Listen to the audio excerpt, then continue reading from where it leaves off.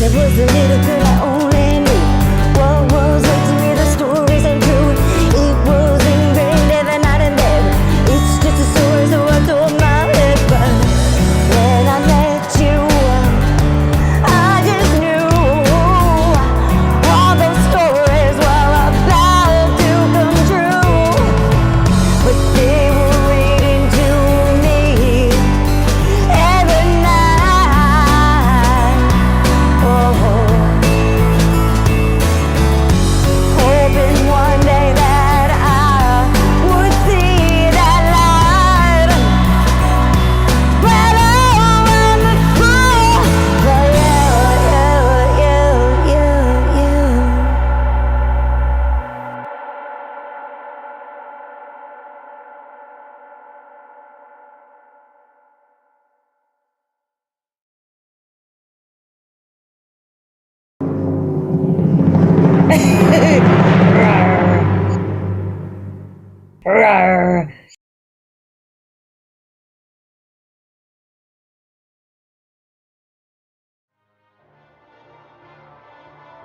Ambient noise, yeah.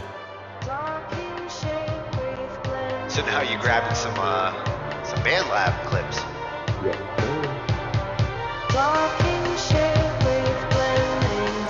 Now for me, that would also be something where I would use like volume automation and like bring that from the bottom, like bring it in and then bring it back out. Kind of. And these are the kinds of sounds you can scratch.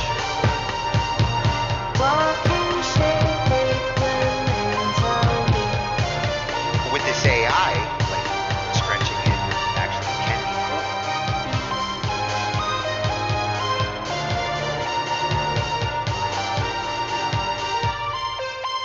Oh, that was perfect for the interlude too. Ends it right in the I right didn't spot. even notice. 40.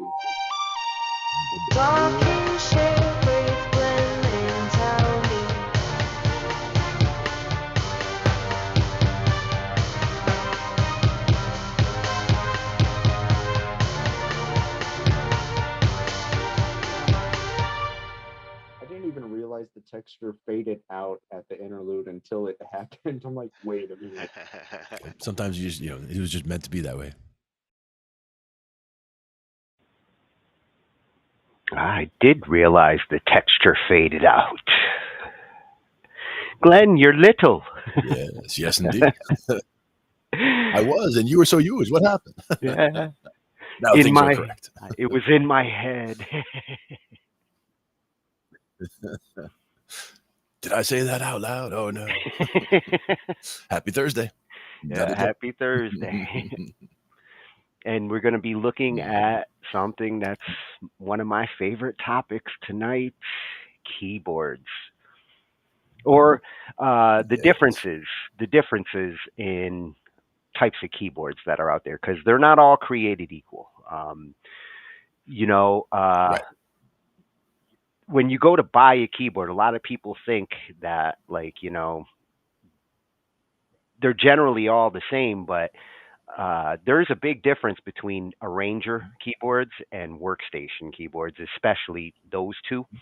And depending on what you're looking to do, it's good to get familiar with them, because if you get the wrong one, absolutely, you could spend a lot of money and not really find the tool that you're looking for. Mm-hmm. And even just exploring the tools that you do have to make sure that you're using them in the best way you should. Like even like the cheesy little Casio keyboard that I have over here. If I have, touch sensitivity turned off, then it's just basically acting, every key, no matter how hard I press it, is playing at the same volume. And if I don't notice that that's not on, then it's like, even if I'm playing quietly or I'm trying to play, different intensities, it's all coming out the same. So you have to make sure that you're utilizing it properly. So you turn that on, all of a sudden, oh, now I can play loud, I can play soft. Like that's important to make sure that you're, checking the features. And there's different, like we were saying with MIDI controller. This Casio over here, I've got the little one that's got the drum pads on it. A couple different choices. This one has the chiclet keys instead. But and different keyboards are not all created equal. The controllers are a whole nother level. Like they don't tend to come with the sounds. They come with the controllers, and you trigger the sounds through the computer. So Right. what we're going to be primarily looking at are keyboards that actually do come with sounds, and whether you're using it like you're using the beats or the chord options and some of the things that the Casios tend to have. A lot of the Casios Right. tend to be arranger keyboards. They're designed for putting parts together. But Sure. if they include a sequencer, nowadays an audio recorder, like a lot of the workstations, Hmm. they have their own DAWs. You don't need a computer Hmm. to actually record with the workstations. They give you the kitchen sink, and sometimes that's important. When I bought my Phantom, I wanted something that I could use without a computer. Like if I needed to, if I wanted to just work on a song and I didn't want to hook it to the PC, everything was built in so that I could do that with the workstation itself. I don't use the recorder on it as much as I could, but it's nice to have that option. Yeah, and to me, some of it comes down to the application or the scenario that you're in. Like if I wanted to, the Casio, as you mentioned, being a chord, it's got the Casio chord mode where you can just hit one button and that'll play it nice. You hit a C and you'll get a nice C major chord. If you hit a D and any other key, you'll get a D minor chord. That just makes it very easy to work your way through it and hear how it sounds with it's coming out. And you can on any of the rhythms and have it do in that style. It'll make the song for you essentially, so you can get a preview of what it would be like if you were actually making the song that way yourself. It's good, Yeah. good for that. And it's also good for take it out to the park and just play, just because it's got little speakers built in. It does have the sounds in it, it's got speakers in it. You could do all that just internally, but you can also send MIDI out if you want. Yeah, well, and that's something that's It's common good to have options. between all types. Yeah. Yeah, Mhm. yeah, let's take a look and see what we've got lined up. Mhm. And to get started, Mega Music Online is going to talk about like the difference between a piano or a keyboard. New keyboardist, new pianist going into the music store might be wondering, should I get like a digital piano or should I get a keyboard? Mhm. And depending on, Mhm. you know, depending on your style, what you plan on playing, whether you plan on lugging it around, that's an important thing to decide before you go spending a bunch of money Uh-oh. on a keyboard. Mhm. Definitely. Me being I started with piano before I became a keyboardist. Mhm. So as I bought different keyboards throughout my life, I started to shop for keyboards that gave that piano feel. So like weighted keys and piano sounds Mhm. became like important to me. I wanted to simulate a piano, but I wanted the convenience of a keyboard to be able to bring to band practice. Mhm. Right. The one that I have that I'm using as a monitor stand for this monitor and this keyboard right here. Like I could basically where I'm sitting is where I would be playing the weighted keyboard that I brought up from Florida, the Selviano. So it's the full, it's got a pedal at the bottom for sustain and all that, and I can get the full weighted keys. And as far as sounds, it's not a lot of sounds. It's got very good piano sounds, and only maybe 8 sounds total. But the whole point of it is to be the most you know solidly piano feeling keyboard. It's one that you can move somewhere because it's just really all the guts are just in the top piece, like but you can put it on the stand and then it feels like you're sitting at an upright piano. So as far as the experience is more like playing an upright Yeah, and piano. feel is super important. If you are a piano player, a keyboard that doesn't feel like a piano can really get in your way. Yeah, Yeah, exactly. Sometimes after playing piano for a little while, if you switch to one of these keyboards with the very, very light keys, it doesn't feel the same at all. So it could really mess up your piano playing. Like if you intend to play on a piano all the time and you go to something like the very light plastic keys, you could mess up your playing. And then you go back to piano and you're like, oh my God, it's so much harder than I yeah. remember. And with the digital pianos, they tend to not come with a lot of sounds. They just Mhm. try to be good, you know, good digital pianos. You might get some Right. strings and your Hmm. typical sounds that you would expect to come with it, but piano is usually Right. their what they're focused on, and they're not trying to shove like a whole synth into it. They're just getting you the important sounds. Yeah. Harpsichord being one of the ones I would expect to find as well. Yeah, yeah, the keyboard based instruments, Hmm. and then what we're going to do, we're going to shift to Woody's Piano Shack, new Freshie channel that I stumbled across as I was looking for these, and he's going to get into what I really wanted to talk about when it came to keyboards and arrangers and uh, the differences between them, because each serves a different type of musician, and these are he's going to talk about the benefits of the two types of keyboards that you can get here, and then we're going to shift over to Tech Gadgets Chatter to take a look at the five professional workstations for 2024. This one I'm really interested in because when this thing goes, that's what I need to look at in order to replace my G8. Hmm. Right. Right. And I'm curious where they've gotten to in 2024. All of these brands, they're big name brands, Yamaha, Roland. They're the ones that I know, but these are the new generation of workstations, and I Right. haven't had a chance to really hear them in action. Hmm. Nice. And then we're going to shift over to Sanjay.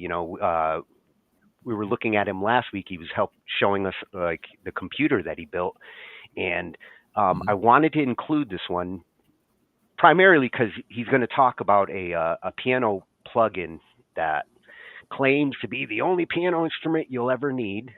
Curious about that, but I'm even more curious Nice. about this DAW format he's going to be talking about.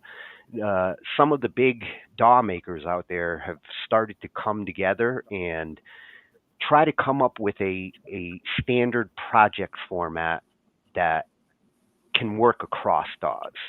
So I could send you a cakewalk project. You could load it on Reaper or Pro Tools, and you can get your stems moved between people and have a source file that can utilize your VSTs, and it, it's basically an attempt at an open approach to a universal file format for DAWs, something I've been waiting Hmm. forever for. Right. And then kind of alleviate or makes it so that you don't need to have the virtual machine with all the different DAWs in there, so that you can bring things up and transfer them over. It saves you those steps by making it into a universal format, which is cool. And makes it easier for people to collaborate who musicians are going to use different DAWs. I mean, like Hmm. I've dealt Sure. I've dealt with musicians who have used pretty much every DAW that's currently out there. Hmm. Oh yeah. And sometimes it's whatever's at hand, whatever's handy is what we're going to use. Yeah, I mean, I have my go-to, but at the same time, I wouldn't want to insist somebody has to use what I'm using in order to work together. Exactly. Good to be And flexible. then Pianoly, one that we visited a couple of times over the years. She's gonna show us some good things to practice if you want to get good at piano. She's gonna talk about like what is good to really get down when you get started with piano. And the Hmm. obvious ones for me were, chords and scales. That would be like Hmm. obvious. But she's going to go into a little Sure. little more on things you can do to improve your piano playing. For me, it's also things like trying to figure out even just simple children's songs, like or just a very simple melody. Something if you could just pick out a very simple melody line and you know how to sing it, try to pick it out on the piano, and just that way you're getting the sounds and the spacing of the keys and all of that. You're getting all that into your ear, and into into your flow, so you can figure out, oh, if I want to go from here to the fifth, I know what it sounds like. That kind of And thing. those are the best ones to start with to learn the more advanced. You want to learn Chopin? Learn Twinkle Twinkle first.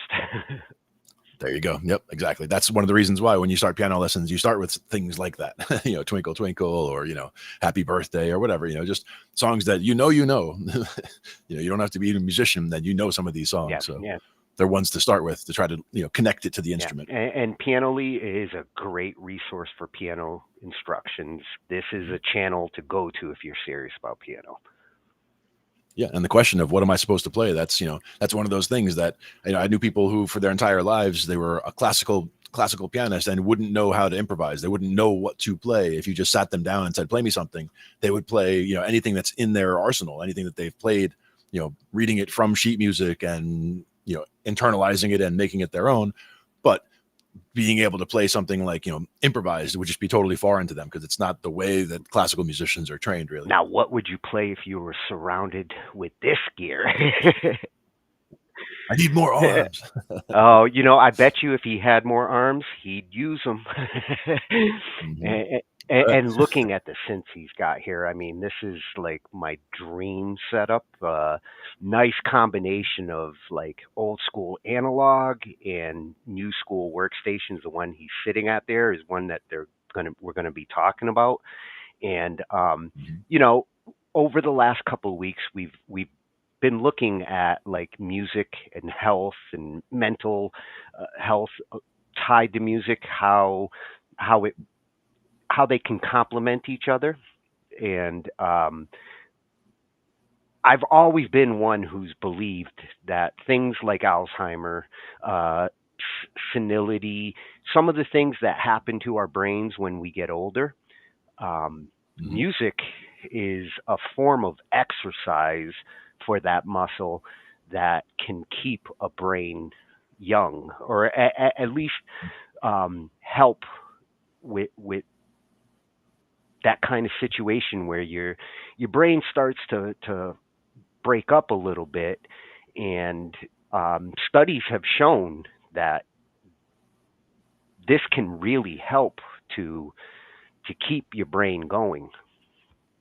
Yeah, and music is one of those things that seems to activate the entire brain, or vast regions of the brain, compared to a lot of other activities that are very specific in the areas that are activated when you're engaged with them. Music is just a very it activates language centers, and it seems to activate across a lot of sections. And that's why they also think it's good for things like whether it's Alzheimer's or autism, things like that. There's different applications and different ways in which music can help in different scenarios. Yeah.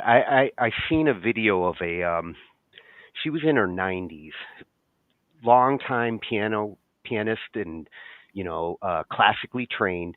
And at this point, she couldn't really even remember her own name, her family.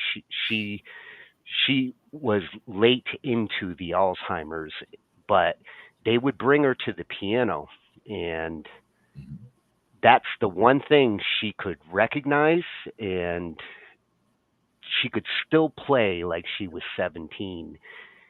And despite all her other faculties, like, starting to fail, she didn't lose her ability to play. That's a skill that stayed there even as her memories were starting to fade. Kind of like riding a bike. So Yeah. that one's when gonna I be did, fun. when I hadn't played keyboard in many years. Good. No, it is a lot like riding a bike. It's one of those things that you might wobble a little when you get back on after a long time, but you don't forget how to balance. Exactly. Yeah, and this is another new well, I've actually been watching this channel for a while, waiting for an excuse to like get this one into our arsenal, and tonight this was a good one to kind of tie it all up. Nice. And I just wanted to show off. I wanted to show off all those synths. It looks nice for sure. Yeah, that's my synth heaven. But let's start with looking at the difference between a piano or a keyboard. If you were going to purchase one, which one would be the smarter choice for you? Because I've made this mistake. I ended up getting a loan one year, $4,000 for a keyboard that I was really anxious to get. And when I got to the music store, that keyboard wasn't in stock, wasn't available, and I was anxious, and I was like, I'm leaving. I've got the money. I'm leaving here with something tonight. And I ended up buying a Yamaha digital piano. Hmm. I think one of the Clavinovas back then, in the 90s. Nice. And, I was happy with it, took it home, but again, like I mentioned, only a few sounds, like, a couple good piano sounds, couple good harpsichord patches, Hmm. but not much on the sounds. It was basically just the keys itself that I was paying over $3,000 for, and it lasted me a week before I had to take it back and get the actual keyboard that I was trying. It had weighted keys, but it also had a synthesizer, sequencer. I really did need a workstation, and at the time, I settled for basically a piano. Right. It didn't suit the needs that you had, so you brought it back and you fixed it. Yeah, well, I had to identify like what I really needed at that point. Hmm. So this one comes from @MegaMusicOnline. Oh, it's a store in Australia. Hey, Nice. we're going down under. Very cool. Yeah, at megamusiconline.com.au and @MegaMusicOnline over on YouTube. And it does look like they got some cool reviews, gear stuff. Yes, gear whores. Yeah. Always good to see. And we're going to take a look at the difference between a piano and a keyboard, and which one would best suit you as a musician. Choose wisely. One of the common questions people ask us at Mega Music is, should I buy a piano or a keyboard? So we thought we'd answer this and other keyboard related questions in this short explainer video to help you start off on the right track. What is the difference between a piano and a keyboard? A piano is an acoustic instrument which has been around for a long time. They are those big, beautiful instruments you might hear a pianist playing in a concert. They have 88 keys, providing the full range of notes. When you strike a key on a piano, a hammer hits a string which vibrates to produce the note that you hear. A digital piano looks and sounds like an acoustic piano, but is smaller and lighter and generally more affordable. It will typically take pride of place in the home, have inbuilt speakers and 3 pedals. On a digital piano, the keys will generally be weighted to replicate the same feel as the hammer action on an acoustic piano. For students doing grading such as AME/B exams, a digital piano is the approved choice. A stage piano, as the name suggests, is more portable than a digital piano and will typically have a single sustain pedal. A stage piano generally connects to an external amplifier or sound system and is useful for live playing such as soloing or in a band. If you are a student, we suggest speaking to your teacher about the most appropriate choice of piano. Remember that different teachers may have different requirements, and there are a large variety of models available suiting players from students to professionals. It's also worth knowing that digital pianos can come with computer connectivity, offering a world of fun, new sounds and learning possibilities. And you might also love a digital piano for something it won't come with, the ongoing costs you'll incur if you wish to maintain a real piano. A keyboard, on the other hand, often has 61 or 76 keys, making it shorter than a piano. The keys on a keyboard will feel lighter as you press them, as they won't be weighted to replicate the hammer action on a piano. For a keyboard, it is important to understand that some, not all, keyboards will come with velocity-sensitive keys. If a keyboard has velocity sensitive keys, this means that the volume of the note will sound louder the harder you strike the key. Similarly, the note will sound softer if you strike the key more softly. If a keyboard does not have velocity sensitive keys, then the note will have the same volume, regardless of how hard or softly you strike the key. Keyboards have a variety of looks, sounds, rhythms, connectivity to computers, and more. This can make music a lot of fun for a beginner of any age. In either case, the trick to getting it right is to try a wide selection of instruments. We have an extensive range of keyboards and pianos at our Mega Music stores, available to play while making your important decision. What do I get if I pay more? There are a range of price options in pianos and keyboards, and our customers often ask us why. Whether a piano or a keyboard, a higher price will give you better quality sampling. That's the sound they make. And digital or staged pianos with weighted keys will better replicate the authentic feel of a piano's hammer action. A top-end digital piano, for example, will sound and feel more realistic, like a true grand piano. So how do I decide which one is right for me? That's a good question, and here are some pointers. If you don't know if the student will take up piano or keyboard playing long term, we recommend one of the many basic student models available.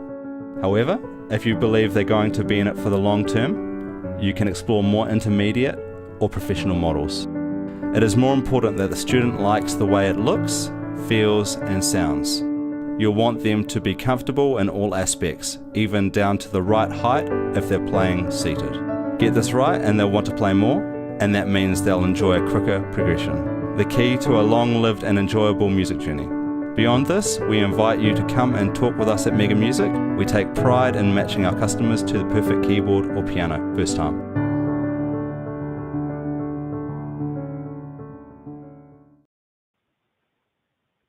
Oh, such a good point about like playing seated. I'm going through that again. Like I've been playing standing up now for almost a year since I moved everything, and I'm getting ready to get back to like I need that proper piano posture that helps me to play better. Even the piano that I have right here, or the the little Casio keyboard I usually mess around with, this is way too high for where I'm sitting now. Like I have to bring this chair way up in order to not be way too high. But I Yeah, would still I bring this don't down a I little don't bit. I don't like my hands like this. I like my hands like No. this. Yep. Relaxed. And you know, the one thing that would make me want to have a digital piano. I'd love to have a digital piano in the studio. Something that I don't have to lug, that just gets set up nice in a corner. The three pedals. Yeah. That's something that's kind of a luxury when you get to the like big keyboards. I can get the Roland does have a three pedal option for this particular board, but the pedal itself is like $250. It's as expensive as like a small synth. Exactly. And that middle pedal, man, not many people use it, but sometimes. Well, the sustain was the important one. So like, you know, for $30, I get a nice I would not ever recommend the cheap sustain pedals, the ones that are like basically little black box with it's a button and they break. Like if you play like I do, you'll buy 3 or 4 of those pedals in the time that one good $30 spring loaded pedal will serve you. So don't chintz out on the pedal or you'll end up paying more in the long run. Yeah, I haven't readjusted my style to using the pedal yet, but it does really enhance what you can do with your playing. What's up, Nilla Gates? Hey, Good to see you Miller coming in the around. house. We're just looking at some piano stuff. Thanks again for covering last night with me, Nilla. Much appreciated. Good stuff. So I think if even now I know more, I think I'd still end up going for a keyboard if I went into the music store before I'd go after a digital piano. Yeah. True. And again, it's a totally different story if you have, a child who's going to start playing at school or something like that. I mean, you have to figure out what's going to work for your situation. But having options is good. Having different things to play. Something that's just a very simple thing that you can just throw a quick melody on, so you can remember it and get it recorded somewhere somehow. Even just using your phone to record it. I mean, for me, a lot of times that's the way to get something, just a nugget of something recorded, so that I don't forget what it was. Yeah. I guess if I was a parent and I was looking for that starter instrument for, a 5, 6 year old who might, like they said, you don't know at that age whether they're going to stick with it. So how much you spend and whether you want them to actually learn good piano technique or just kind of pound on a keyboard. I might buy the digital piano if I had a child and I wanted to get them into piano lessons. But being me, I'd more likely go with a keyboard for overall use. And how about a guitar for stage? Yes, I never was convinced on those guitars. They look cool, but I think I'd look stupid playing it. Well, if looking stupid was a barrier to getting on stage, I mean, half of the people I know wouldn't be on stage. Yeah. Well, if I'm ever shopping for a keyboard in Australia, Mega Music Online, I'm there. Absolutely. So now we're going to shift to the big boy keyboards. These are the keyboards that musicians will buy who want to compose, who want to arrange, record, and you can't really go wrong with an arranger or a workstation. Both will serve you as far as the sounds and the keyboard, but they serve you differently, depending on whether you're looking for accompaniment. A lot of keyboardists like to have those built-in drums and arpeggiators and the chord options that they can do, and the arrangers tend to be the ones that are good for that. Workstations focus more on being a recording keyboard. The good workstation will have a built-in DAW. Like mine, I can record up to 24 tracks on my keyboard, audio or MIDI. So it basically has everything built into the keyboard, no PC necessary. Nice. And like you said, it looks like a big boy keyboard. And this was a new channel that I came across, but gonna be back because Woody got a piano shack. Nice. Pianoshack.com. And, he's playing with some cool toys. Nice. Got some Yamahas in there. Some of the keyboards we're going to see over the next two videos, they've been high up on my list of considerations. I've been a Roland guy so long now that, since 91, I've been almost exclusively Roland with a couple of a Kawai here and an Sonic there, but Roland has been my dominating synth. But we're going to see some of these. Yamaha was one that was a real competitor for me back then. Was always trying to decide, am I going to put $4,000 towards a Roland or $4,000 towards a Yamaha? Yeah. I mean, at that price point, you're looking at getting something solid, whatever you pick. Yeah.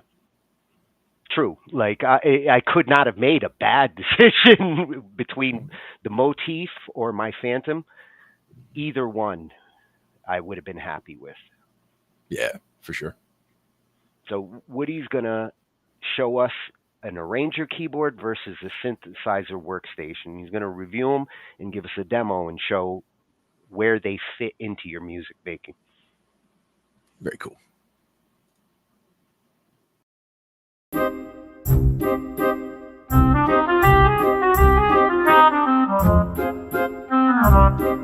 I get a regular stream of questions from people asking me if they should buy Synth Workstation X or Arranger Keyboard Y. Now, this always puzzles me because this is an apples to orange comparison, or more literally, a synth to arranger keyboard comparison. They are completely different instrument categories.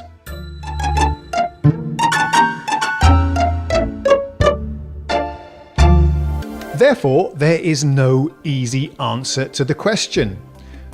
I get the impression that many viewers do not fully understand the differences and similarities between these two instruments, so let's discuss that today.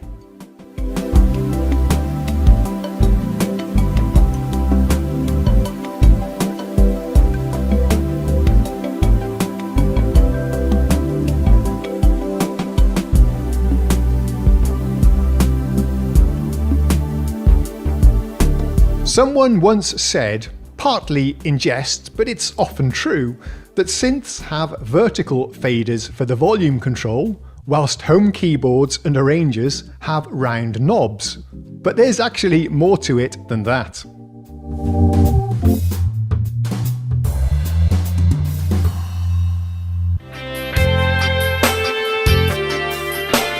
It might be helpful if I mention a few examples. In the Synth Workstation category, we have the Yamaha Modi X, Montage, Korg Nautilus, and the Roland FA and Phantom. Popular arrangers include the Korg PA series, Yamaha PSR, and their Tyros and Genos.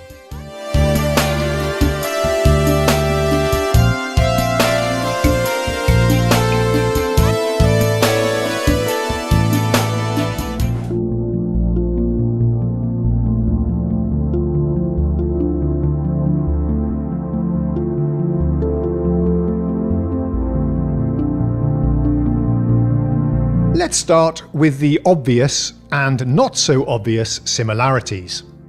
Both are keyboard instruments, usually with 61 keys and a control panel full of faders, knobs, switches and buttons. These days they are usually equipped with a central large LCD, often a touchscreen, dominating the front panel.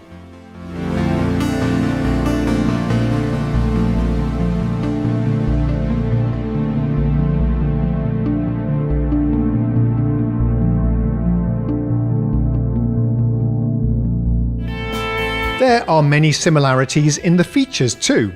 Most synthesizer workstations, just like arranger keyboards, have gigabytes of high-quality multi-sampled instrument sounds on board, ranging from acoustic instruments like piano, guitar, to orchestral and ethnic sounds.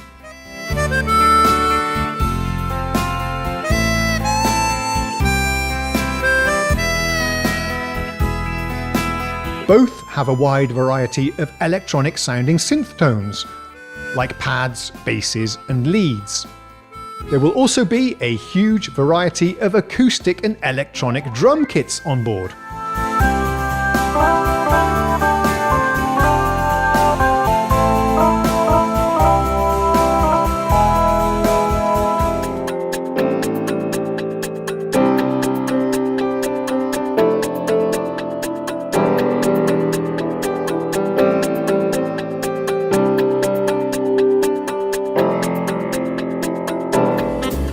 Both categories of keyboards are multi-timbral, meaning that they can play lots of different sounds at the same time, on different MIDI channels.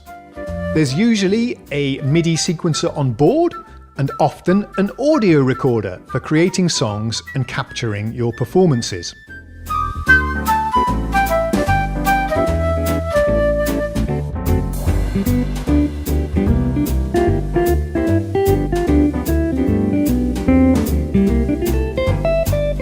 So what exactly does an arranger do that a synth can't?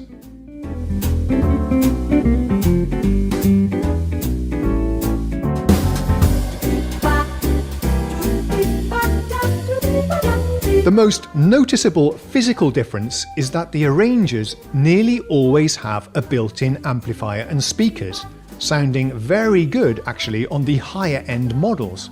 This is extremely convenient when playing at home or in smaller venues.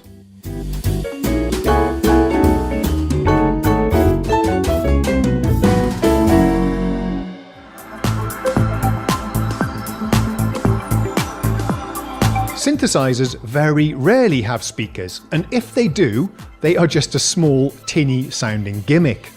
Now, this might seem like a strange oversight, but the assumption I think from the brands is that synthesizers will be connected to a mixing desk and PA system, or to a decent pair of studio monitor speakers.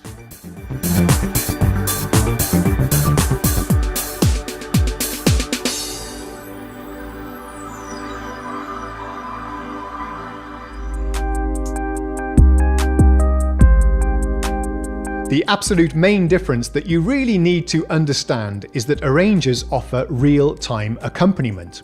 This means that the keyboard will generate backing tracks for you whilst you play, sounding like a real band or orchestra accompanying your performance.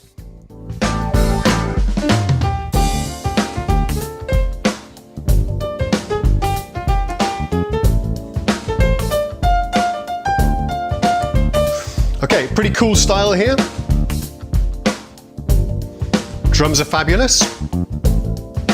Whoever says that Arranger keyboards sound corny, think again.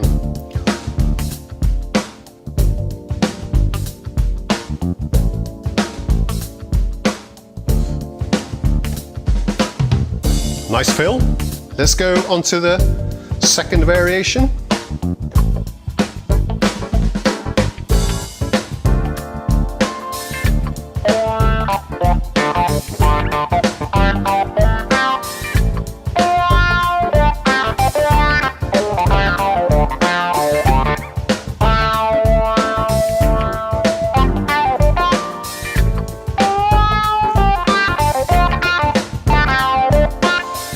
Let's take a listen to the third one, then I'm going to show you how we can tweak these. Okay, now it's getting real busy. Maybe a bit too much in my opinion. Sure, some synthesizers come close and give you this illusion by using sophisticated multi-track arpeggiators that adapt to what you are playing, but they fall way short of the functionality offered by Arranger keyboards.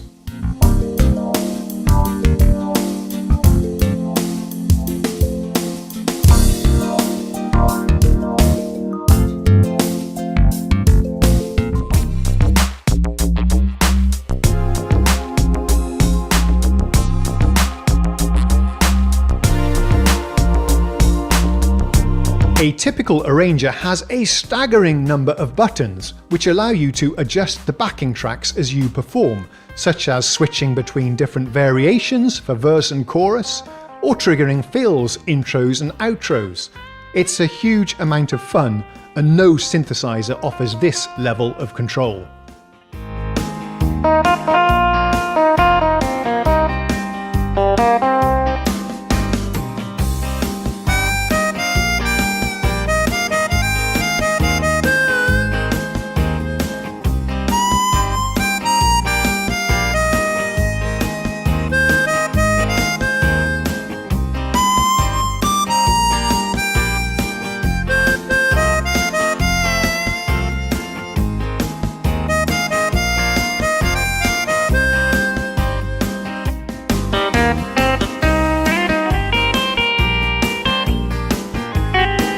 The very best arrangers allow you to connect a microphone and mix in your voice, with effects, and even apply auto-tune and generate harmonies.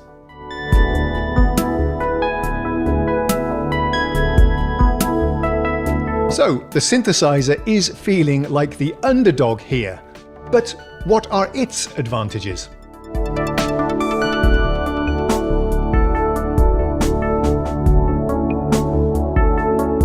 Before we get into that, we need to define a workstation synth.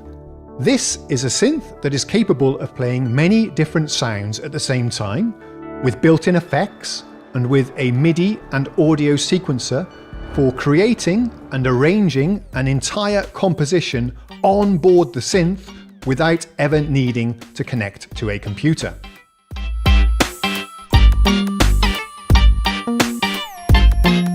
If you purchase a professional workstation synth, then you can expect a rugged and well-built instrument that is built for a life on the road.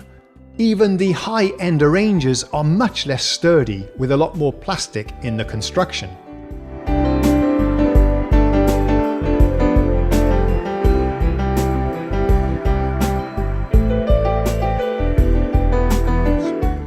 The primary advantage of synthesizers is that they have much more powerful synthesis engines, with the ability to edit the sounds in much more depth. This is ideal for those who want to edit or create their own sounds.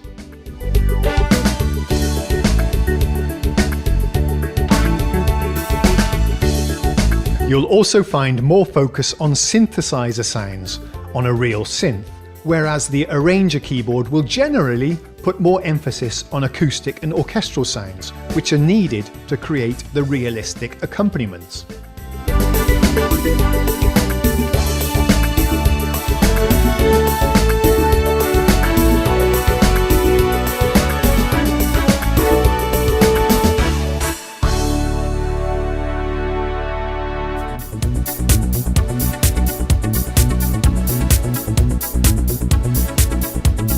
Perhaps you could argue that synthesizers are cooler. Synths have a more professional appearance and a better reputation amongst other musicians. The problem with arrangers is that they pack in every musical style under the sun. Many of these styles might not be to everybody's taste and end up sounding quite cheesy.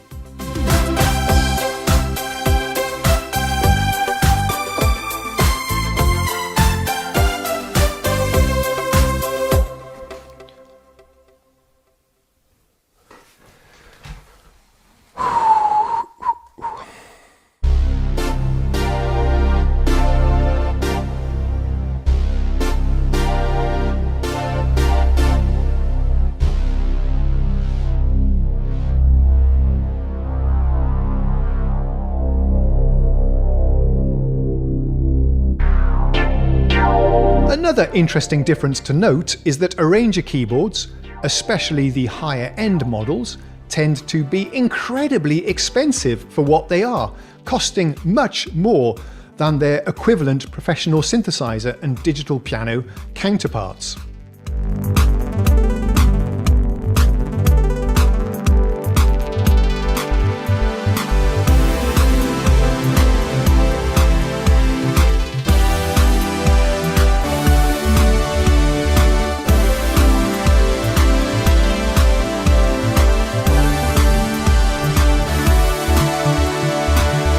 So, before sending me an email asking me whether you should buy a synth or an arranger, ask yourself the following questions to decide what's important for you. Very light keyboard, easy to play wrong notes.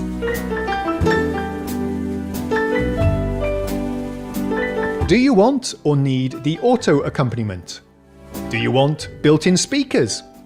Do you need a rugged professional touring instrument? Do you want to create your own sounds? Let's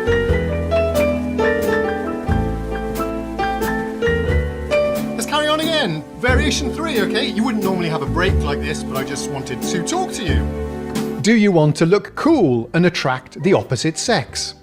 Now, if you don't like the sound, and I don't like this one, you can just change back to something else. That's better.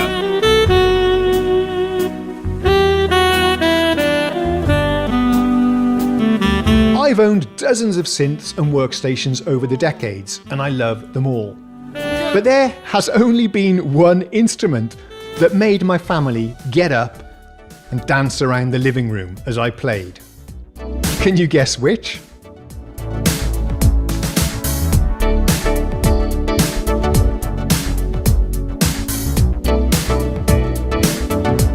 One more time.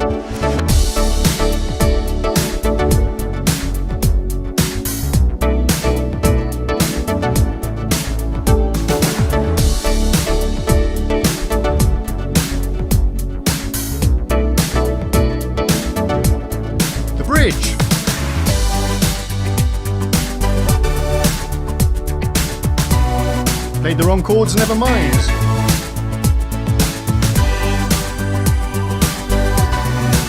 There we go. And again.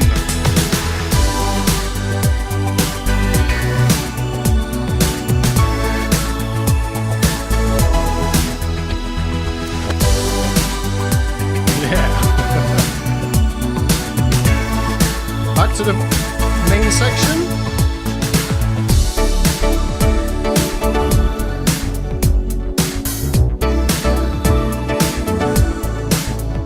I got the strings on, never mind.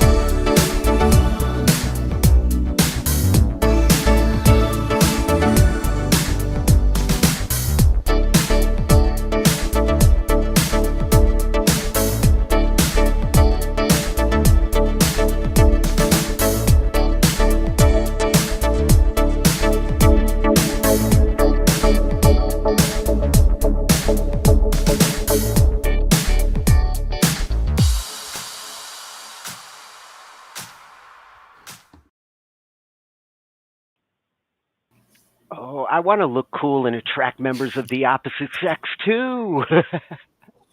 I should have got Oh, an that was the arranger. trick question. I should have got an arranger. Or played guitar. True. That also works. It's an automatic if you play guitar. Mhm. Damn, Indeed. Woody looks like he comes from the same breed of giants you do. Do you see his stretch? Sure. And some of the keyboards also, they're smaller than others. You're like, when you have some of the smaller, like the 60 key keyboards, it's still, I mean, again, with this one's a 61, I think. And it's an easy stretch to the 10th and getting up to you can almost get the C to the G, but not quite. C to the F, though, I can get, but it doesn't sound as good as the C to the E. Yeah, and he does But mention that, like, the arrangers tend to come in 61 key format. That tends to be the most popular. Whereas on the synth side, because they tend to be more for the professionals who are like looking for stage keyboards, 76 would be like my minimum. 61 I can deal with, but I like that extra octave. Personally, 88 is my go-to. Yep. Now, at one point we did, I think it was one of the gear nights. We looked at one of the keyboards. It was a travel keyboard that basically snaps together from 4 pieces, where each piece, it looks like, one of the small little octave and a half keyboards, but it's, 4 of them slapped together becomes a full 88 key keyboard that you can, get that full. And it was full weighted keys too, I think was the main thing there. It was a travel keyboard. Yeah, we'll look at that. That would be on my wish list if I was playing out. Yeah. We'll look at that again sometime, because basically it's like you'd walk in with a backpack and then, you break out your full 88 key weighted, full weighted keyboard with 88 keys right out of a backpack, which is kind of cool. So, looking at the differences there, if you do want that accompaniment and you want to be able to play complex parts that have good backing to them, an arranger is a fun choice. I'd actually like to have one just for practicing solo. Get to focus with my right hand a little bit more and just kind of let the left hand guide the chords. Be nice to have one in the room for practicing like that. But being more of a sound guy, I like to sculpt my sound. Like he mentioned, the workstations tend to come with the bigger synthesizers where you can sculpt your sound, tweak them out. And if that's what you're looking for, the arrangers are cool, but everything an arranger does could be done from the computer side. So I'd rather stretch the dollar a little bit, get the workstation, get the synthesizer. And if I do want the accompaniment and chord playing, and if the synthesizer doesn't provide that, you can always do that over on the computer side. Yeah. And again, if you could always, do the chord arranging or a chord accompaniment thing from a keyboard like this, but it doesn't have the, you can't build a loop and have it accompany and, build a whole song out of it as easily with something like this, because this is just a low-end Casio play around Hey, keyboard. even the low end ones though nowadays are impressive. Yep. I mean, it works for what I did it for, just having it, here as something I can mess around with and practice by ear. Cause that's the main thing I look at now is just anybody throws on anything, or I hear, a jingle from somewhere or whatever. I hear any kind of music from anywhere and I can just jump to this and, immediately find it real quick and see, what key it is and then just mess around a little bit with a pentatonic, usually just a pentatonic to see, what a little melody would work with, that. And that way it makes it so that I can more easily jump in and just, solo little bits when I need to here and there when I play with other people. Yeah. And the other benefit that I see over on the Ranger side, if you do want to slap batteries in it and be able to go play wherever, and, it's built-in speakers, like they mentioned, a lot of the arrangers, almost a given, an arranger will have speakers and self-contained. You could throw some batteries in it, go play outside. With the workstations, they are designed to be plugged into something, a mixing board or your headphones, and that's another consideration depending on what you want to do. Definitely. I Good wouldn't stuff. mind having an arranger. It wouldn't be my first choice. If I could only have one keyboard and I had to pick just one, I'd be going with the Workstation. But I wouldn't kick an arranger out of bed if someone wants to send me one. Indeed. Awesome information, Woody. I will be back. Most definitely. And now we're going to take a look at some workstations, because this is what I really want to get up to date with. It's been over a decade since I visited a music store, checked out the lineups and what was available, and so much has changed in the last decade. These new workstations are really taking synth to a whole nother level. Gotta love it. This one's going to be coming from Tech Gadgets Chatter, new channel that we found, and we like our tech channels. Look at the reviews. Oh wow, reviews are especially good. And it's not just music, like self-defense knives, There you go. party speakers, always a good one. Best music keyboards. Tech Gadgets. Yep, that's at Tech Gadgets Chatter 8544 over on YouTube. And he's got a website, findingaspeaker.com. Hey, when I'm looking for a speaker, I will find you. There you go. So, and this one's about the professional keyboard workstations. Yeah, this is, where we're at with workstations in 2024. And these are the big dogs. These are the kinds of keyboards that, if you're serious and you want to hit the stage or the studio and have the best sounds that are available right now, any one of these keyboards is not a bad choice. Yeah, exactly. Let's see what we have here. Is the best professional music keyboards, spotlighting the pinnacle of electronic keyboard innovation. Our focus is on top-tier workstations and dynamic arranger keyboards designed for the discerning musician. Whether you're eyeing your first professional instrument or seeking an upgrade, our guide is your ultimate resource. So without further ado, let's dive in. Make sure to check the description below for links to each keyboard and their latest prices, ensuring you find the perfect match for your music needs. Starting our list with Yamaha Montage 8, a synthesizer workstation that's capturing the attention of professional musicians worldwide. With its 88 fully weighted keys, the Montage 8 offers an unparalleled tactile experience, mirroring the feel of an acoustic piano while providing the versatility of a digital workstation. What sets the Montage 8 apart is its motion control synthesis engine, blending two powerful sound engines, AWM2 and FMX.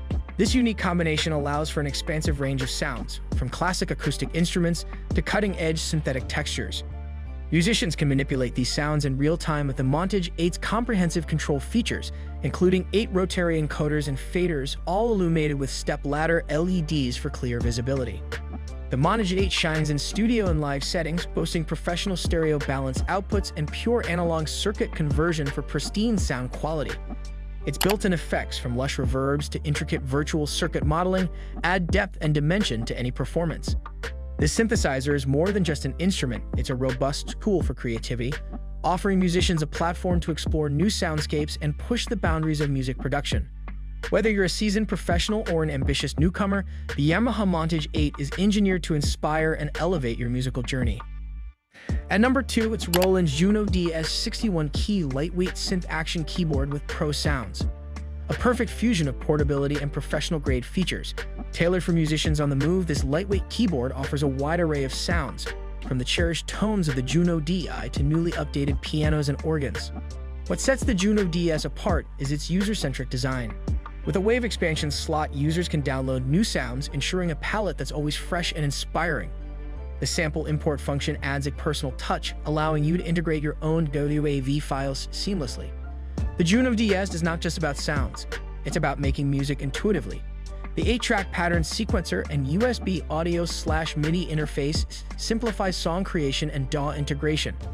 It's a gig-ready tool that doesn't skimp on creativity, offering battery-powered operation for ultimate mobility. Whether you're crafting tracks in the studio or performing live, the Juno DS stands out for its ease of use and sound quality. It's an ideal choice for musicians seeking a keyboard that's versatile, intuitive, and ready for anything. If you're in the market for a synthesizer that blends professional features with portability, the Roland Juno DS should be at the top of your list. At number 3, it's Korg Cross 2. This keyboard is all about versatility and portability. This compact powerhouse is a favorite among musicians who demand a broad sound palette and on-the-go functionality. With 61 synth action keys, it's designed to be an all-in-one solution for music creation and performance. The Cross 2 isn't just another synth, it's a complete workstation.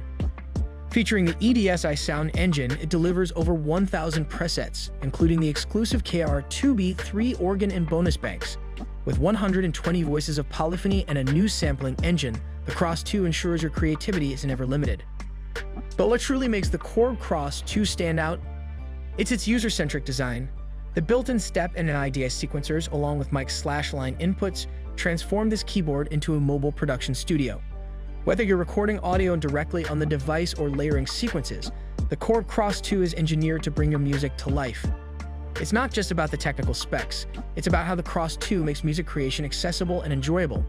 Its portability is a boon for gigging musicians, and its array of features offers something for every stage of the music-making process. If you're looking for a synth that combines performance with practicality, the Korg Cross 2 could be your perfect musical companion. At number 4, it's Kazoo 6600. A 76-key workstation that blends rich functionality with affordability, perfect for both budding and experienced musicians. Its touch-sensitive keys and vast selection of 700 tones empower you with expressive playability and diverse sound options. This keyboard is a creative powerhouse, featuring a 16-track sequencer and 210 rhythms, enabling complex musical compositions. The tone editor allows detailed sound customization, ensuring your music sounds just right. With 48-note polyphony, your performances will be smooth and uninterrupted. The 6600 excels in connectivity, offering USB MIDI and an SD card slot, enhancing its versatility in various music creation settings. It's designed to be intuitive, making it accessible for musicians at any skill level, yet rich in features to satisfy more advanced users. For those seeking a workstation that offers a lot without breaking the bank, the Kazoo 6600 is a compelling choice. It's not just a keyboard, it's a tool that opens up new possibilities for musical exploration and creativity. At number 5, it's Roland Go Keys. A 61-key keyboard designed for effortless music creation, perfect for all skill levels. Its intuitive loop mix function allows anyone to compose music instantly, offering a seamless and enjoyable experience. Packed with over 500 high-quality sounds, the Go Keys invites you to explore various musical styles, from pianos to strings and synths. Its Bluetooth capability enhances your creative sessions, allowing easy integration with mobile devices and music apps. The keyboard's portability is a major plus, powered by batteries for musicians on the move. While its keys are not weighted, they are touch-sensitive, providing a responsive feel that suits both beginners and experienced players. Compact and user-friendly, the Go Keys is praised for its excellent sound quality, especially its piano tones, which stand out even compared to higher-end models. Ideal for those seeking a mix of fun and functionality in their musical journey, The Go Keys is a top choice for aspiring creators and seasoned musicians alike, offering a world of musical possibilities in a lightweight, versatile package. And with that, we come to the end of our review. We hope this video helps you find the best music keyboard. Oh, some interesting choices in there. Those last two? Yeah, like that Casio for sure. Yeah, the Casio surprised me. I wouldn't normally be saying like I'd consider a Casio in this category, but that one looks like a good middle of the road, kind of solves both sides, whether you're looking for that arranger, the portability, the ability to actually play it without having to plug into a mixer. That's a good middle of the road. You can do 16 tracks right in it. Yeah. And the roll and go was actually the one I almost had another video because I've been hearing a lot about the roll and go. It just came out and starting to make noise. Does look very portable. I mean, again, I want more keys. If there's a bigger version of it, I'd probably go with that. But that would be one I'd consider to get if I had a kid that was just starting out. Not super expensive. And Bluetooth is an interesting addition to that. I'm curious what people do when they hook it up to the phone, whether they're using it for getting more patches or maybe some of the accompaniment and things. Yeah, hard to say. We have to check it out. Yeah, the first three, the first three were the ones that like would be in my consideration. Never been lucky enough to have a Korg, but I always loved their sounds. You know, I would definitely consider trying it out. And the Juno is one of the most popular series of Roland synths in history. So, like he said there, you can't go wrong with that one. That is a workhorse. And the Yamaha Montage, which I'm assuming is like the evolution of the motifs, because that's was their big brand for the longest time. That's another one that looks like the motif has evolved into the Montage. If it has all those killer sounds that Yamaha makes, that's another one that's worthy. For sure. I'm trying to think of which ones I see a lot on stage, but again, a different application because stage pianos are stage pianos. So you would see like the Nord stage pianos. I was going to say, I think the Nord is the de facto like stage piano choice, the most popular these days. It's a bit pricey, but nobody complains about them. Like I never hear anybody say, "Oh no, those Nords suck." They all praise them. Now, what if you were playing in like an 80s band, for example? If you needed, that sort of sounds throughout the thing, what would you bring as your default there? You wouldn't be playing a stage piano necessarily. You'd probably be looking for all kinds of crazy sounds. Fortunately, I have my small Phantom, the G8, not really stage friendly. It's too heavy, but I have the Phantom 06, one that was shown in one of the early videos, and it has all the sounds that the big boy has, but it's nice and light. And as far as sounding like analog synths, the old school stuff, Roland, top notch. Sure. Gotta love it. Yamaha would be my second choice. If I was like wanting to get those like classic analog sounds, Yamaha does a good job too. Yeah. Now, which one was the DX7? Was that a certain? Yeah, that's probably the most popular Yamaha keyboard ever.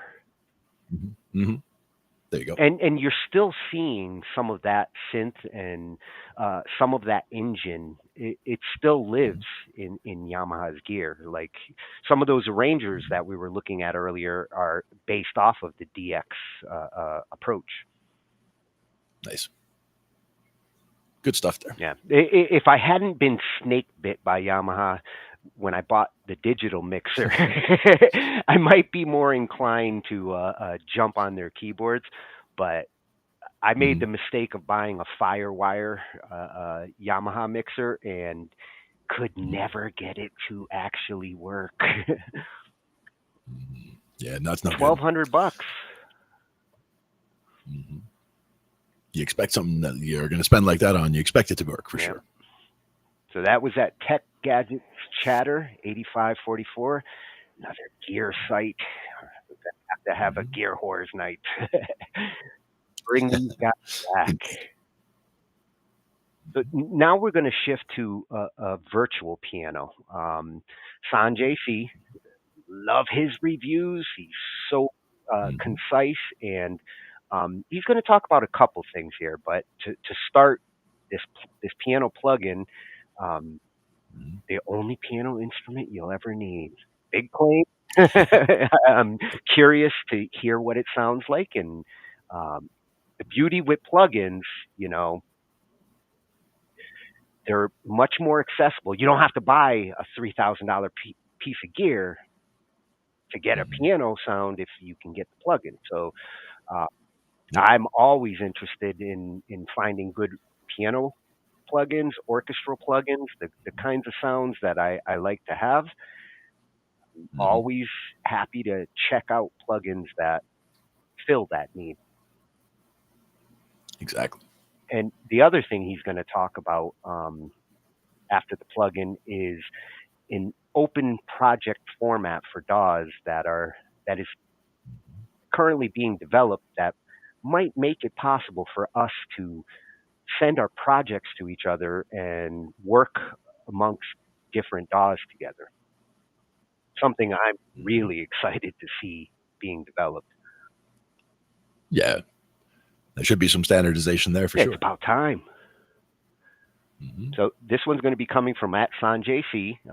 We saw him last week. He built himself a music machine and showed us his gear. I think maybe his first PC that he put together. Yeah. That's right. He was a Mac guy for sure. Yeah, I had the impression.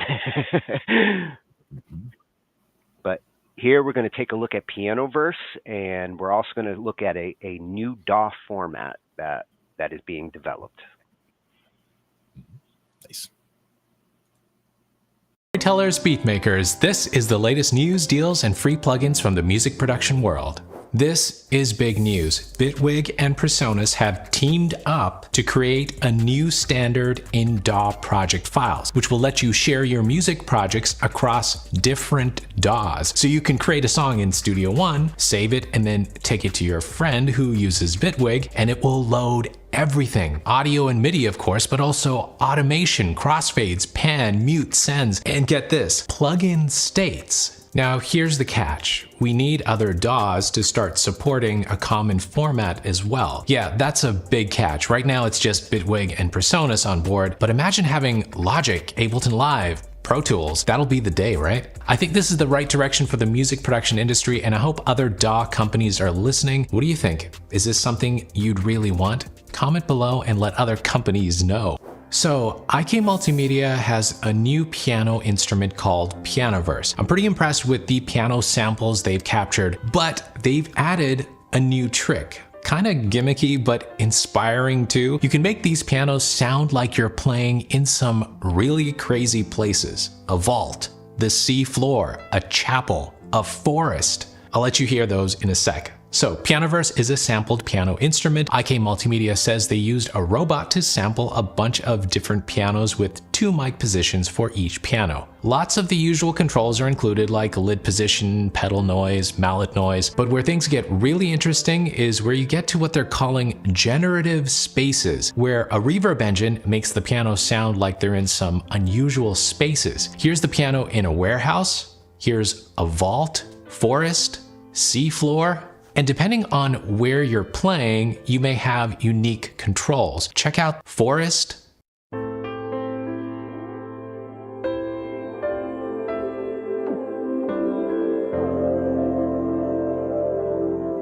Desert,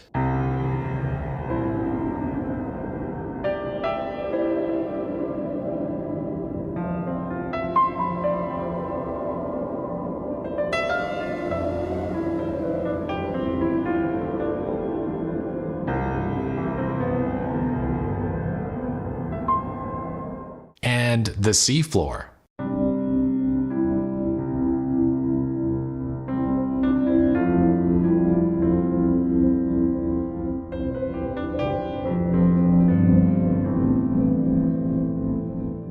The theater is one of my favorites. This really does sound like an empty theater.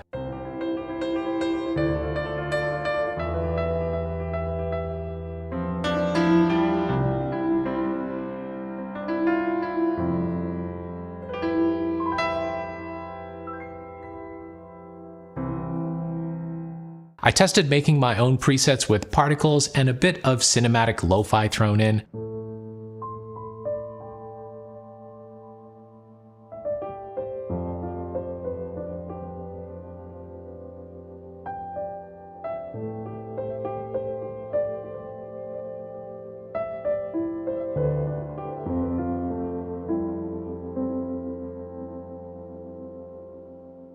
There's a bunch of effects, envelopes, and LFOs here as well. They're going to keep adding different sampled pianos, but at launch they have 4 available. The intro price is $99. You have to buy each piano separately, but I think it's a reasonable price for what you get. Everything you've heard me play has been with just using one piano, the Concert Grand YF3. And with just one, you've got a lot of possibilities. The libraries are sampled, which makes them very big, so keep that in mind. IK Multimedia also has a subscription plan for the pianos if you're into that. Now, the presets do take a long time to load, so I wish they included a little preview for each, and more presets would have been nice, especially since they have so many interesting spaces and effects included. When comparing Pianoverse to one of my favorite piano collections, Hammers and Waves, I think Hammers and Waves gives you a lot more in the creative preset department, but if you're creating your own sound, Pianoverse really lets you do a lot, and I have to say, it's been fun and inspiring playing with it. Link to this new piano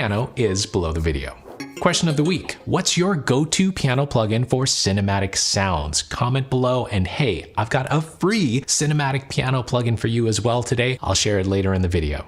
Get ready for another lo-fi instrument, and this one is for hip-hop specifically, and it's from Native Instruments. Homage is a virtual instrument in the Play series that includes synths, keys, guitars, basses, and the sounds have been recorded through vintage hardware and tapes. Apparently, this was inspired by the LA beat scene, and Native Instruments has also created an expansion. They've been doing this a lot lately, creating a Play series instrument and then releasing an expansion pack for a machine in the same style. The machine expansion is called Drift Theory and has the one-shots and sounds to accompany Homage. Links to both these new releases are below the video. Check it out. These are studio monitors that are totally wireless and have extremely low latency. And we tested how well they performed by finger drumming with them. Yeah, that's the real test. The Unit 4 studio monitors by III are a world's first, and I reviewed them in a video this week. Don't miss that on my channel. Avid has created Pro Tools Sketch, a free app for the iPad in collaboration with Ableton. No, I'm kidding. It's not a collaboration, but something here looks very similar to Ableton Live. The Pro Tools Sketch app lets you sketch ideas by using a clip-based creation method that pretty much looks like Ableton Live's session view. Well, I will admit that using clips is a really efficient way to come up with ideas and also a lot of unfinished songs. Anyway, the app is free and you get 16 tracks with lots of space for clips, and they're providing 1 GB of loops with it. And of course, you can freely move what you create into Pro Tools. You can download it from the App Store right now. In some unfortunate news, there have been multiple reports of layoffs at the Moog headquarters and factory in Asheville, North Carolina. This was first reported by the Asheville Citizen-Times, and they said that more than half of the existing positions were cut. This comes just months after Moog was acquired by InMusic, who also owns Akai, Alesis, M-Audio, and other companies. There have also been reports that this may mean the moving of a large part of their manufacturing to Taiwan. So official word came from Moog on Thursday in a Facebook message, which kind of confirms everything. I feel bad for the staff involved, hoping for the best for them and hoping for the best for Moog's future. So, what's a good deal this week? The biggest deal right now is from Universal Audio, and it's only available on Plugin Boutique. Use the link below. More than 80% off plugins like the 1176, Lexicon 224, and the Manley VoxBox. This is an excellent deal which will probably rival their Black Friday sale, so definitely check it out. If you're looking for studio monitors, the PreSonus Aris E5, this is not the brand new model, but these are still good. They're only $119 right now. Link to this deal is below. Artoria's Effects Collection and V Collection 9 are on sale exclusively on Plugin Boutique as well right now. And man, if you want an S88 keyboard, the previous Mark II version, which is still an excellent keyboard, you can still get them right now. I'll add links to everything I've mentioned in this video below. Okay, I've got a free cinematic piano coming, but before I get to that, here's a quick word from our sponsor, DistroKid. DistroKid is a simple and fast way to get your music onto Spotify, Apple Music, YouTube Music, Pandora, pretty much everywhere. And DistroKid collects earnings for you when anyone plays or purchases your music. So don't keep sitting on those songs, get them out there and get some plays. I've created 2 videos on DistroKid that will probably answer any question you have. You can watch them right here, and if you're ready to sign up, use the link below to get 7% off your first year of membership. Okay, how about that freebie? The Felt Xyler is a free contact instrument. It works with the free contact player and has some dramatic piano sounds and dramatic control descriptions to go with it. You can control warmth, ache, and loneliness. Wow, heartbreak anyone? Do you think that they can finger drum with these wireless speakers by III? How about with a regular Bluetooth speaker? Watch us try in the video right here. Keep making the music you love. Bye.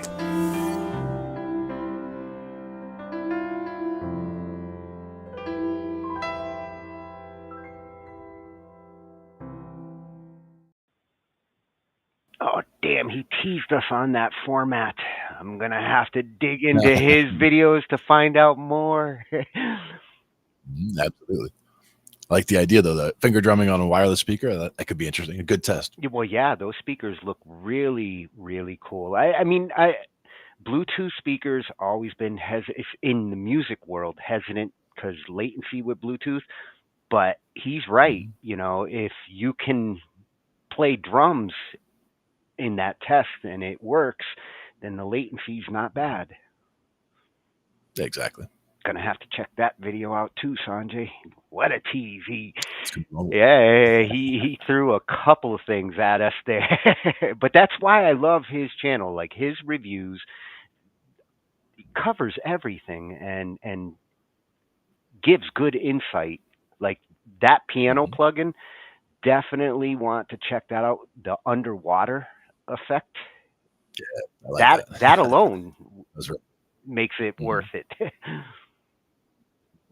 And even just the other effects or the other areas and the way they affect the sound, it's probably very cool. It inspires a different playing style when you can just shift the location, and have it sound so different very easily. It brings a level of ambience just to the piano tone, which is perfect. Yep, exactly. Yes. Oh, cool stuff, Sanjay. Mm-hmm. I like it. So now that we've kind of established the gear we might get if we were to play keyboards or piano, what do we play to get better, to practice? What is the best approach to becoming a better piano player? And to start, you go to Pianoly over on YouTube. This site is an awesome resource for anybody that is learning piano, and free piano lessons. Very cool. Really good ones. She has a great approach. Mm-hmm. And covers all the important stuff. Beautiful arpeggios, your piano scales. And I'm sure that's some of what she's going to talk about here in practice. The 2 that came to my mind when I thought, like, what should I practice every day? Chords and scales. Right. But there's more. Chord scales, arpeggios. Arpeggios are good.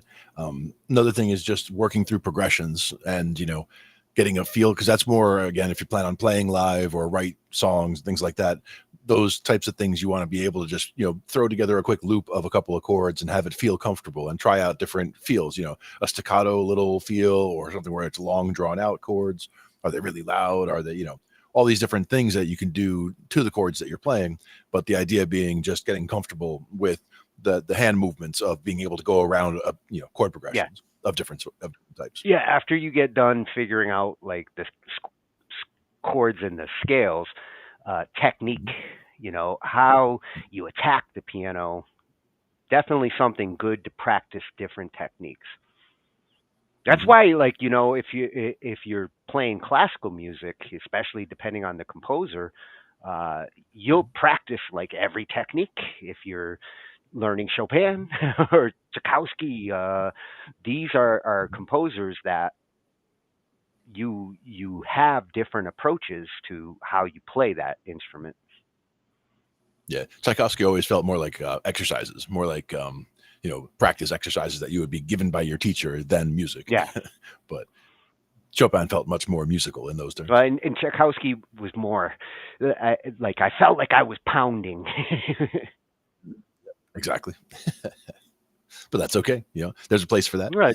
Not everybody wants to do that though. Some people, they just want to sit back and play, Billy Joel or whatever. Some people have different, different musical tastes, different things that they want to go after. If somebody wanted to play metal, I'm surprised to see them sitting at a piano in the beginning, but there is, of course, keyboard in metal. The point being that, there's definitely more guitar influence, let's say. Hey, I was a piano player who wanted to play metal. Yes, you are. This is true. So let's see what is a good practice approach that you should consider doing every day to become a better piano player. Absolutely. Let's see. And ask yourself, what am I supposed to practice? This is an extremely common question, and today I'm here to answer it for you. So let's get into it. Okay, first off, how long should you even sit down to practice? The answer is anywhere from 10 minutes to an hour. The most important thing is that you show up as many days as you possibly can, even if it was only 10 minutes. The reason is because you should build muscle memory when you are learning the piano. A huge part of learning the piano is muscle memory. So for example, if you showed up on Sundays for 5 hours, it's actually not going to be as good as showing up every day, even if it was a short amount of time. Again, because we practice, we do different movements, and our brain processes everything while we're sleeping, and it builds that muscle memory. You can do the practice routine that I'm saying in this video, even if it was 10 minutes or even if it was an hour.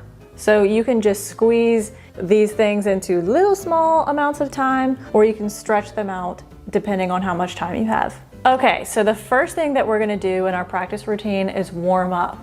So warm up anywhere between 5 and 15 minutes. And this is exactly what you should do when you warm up. First, we're gonna do some scales. Practice between 1 and 2 scales at a time until you reach a certain goal. So for example, if you're a total beginner, practice 1 to 2 scales until you can play that scale 1 octave. In this video, I talk all about what order to learn all of your scales in. For your scales, you could also make a chart to help you keep track of where you are. So for example, at the top, you could say C major, and then you could say 60, 65, 70, 80, 85, and you're gonna check off where you are on those scales. That way you can keep track of where you are.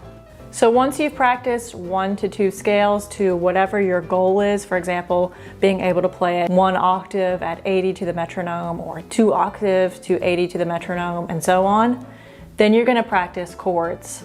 One really helpful exercise you can do is just practice your chords moving up the piano. For example, just practice C major moving up the piano like this.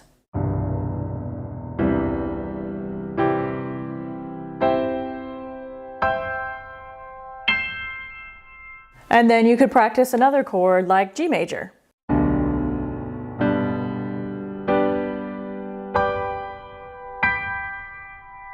It's important to practice chords because chords are the foundation of all of our songs. So if you can warm up with these chords, you're going to be able to play songs a lot more quickly. Just like with scales, you can make another type of chart that's all about chords, and it helps you check off which chords you're familiar with. Another good chord exercise is running through inversions. So for example, if I was running through the C major chord, here's root position, here's first inversion, second, and then back to root. So practicing chords like this is very helpful to get those inversions down. And you could do that with a couple different types of chords.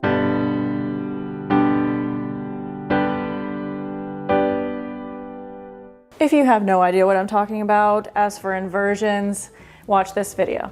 And if you have time, you could always add in some other types of warm-ups, anything that's going to keep you interested and enjoying playing the piano. I have tons of videos that talk about different arpeggio warm-ups or just fun warm-ups, and I will link those in the description below. So for our warm-ups, the most important thing is, again, practicing 1 to 2 scales and hitting whatever goal you're trying to get to. So for example, if you were just learning C major and you wanted to learn C major to an octave at 80 with the metronome, that's your goal, then you're gonna practice that. Same thing with chords, just focus on a few chords at a time and get good at playing those chords.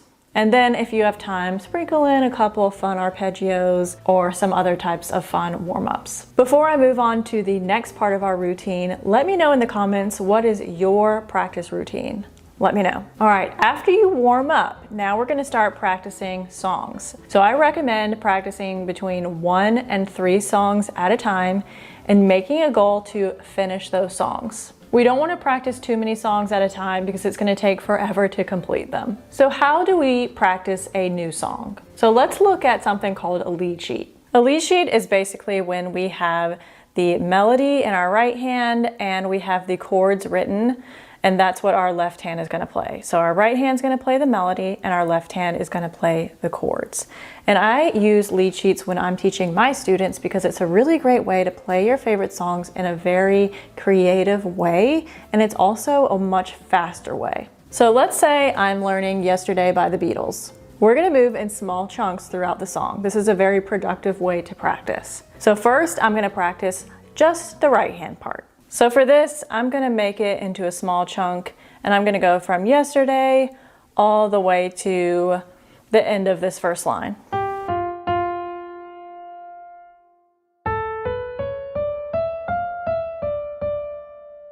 All right, you're going to keep practicing the right hand until that's easy, and then you're going to practice the left hand chords. So we've got F major, E minor, A7, D minor, D minor / C. And once you're ready in that small chunk, we're going to play hands together.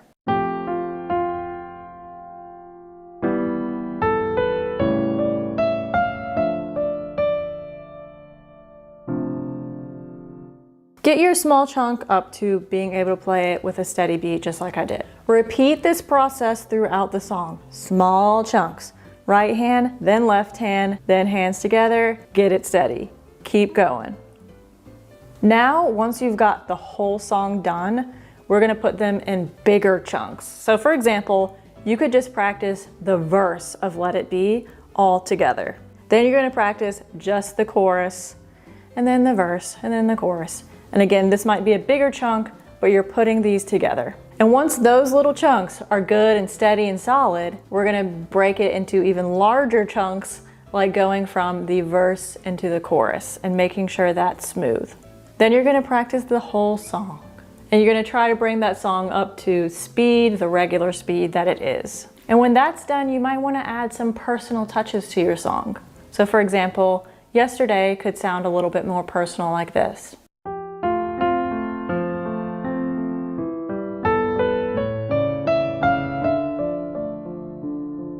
And so on. And once you're almost done, I recommend adding the sustain pedal. And basically, as you're learning new songs, you're gonna repeat this process over and over. Learn the notes, the chords, hands together, small chunks. Start piecing those chunks together until you've got the whole song.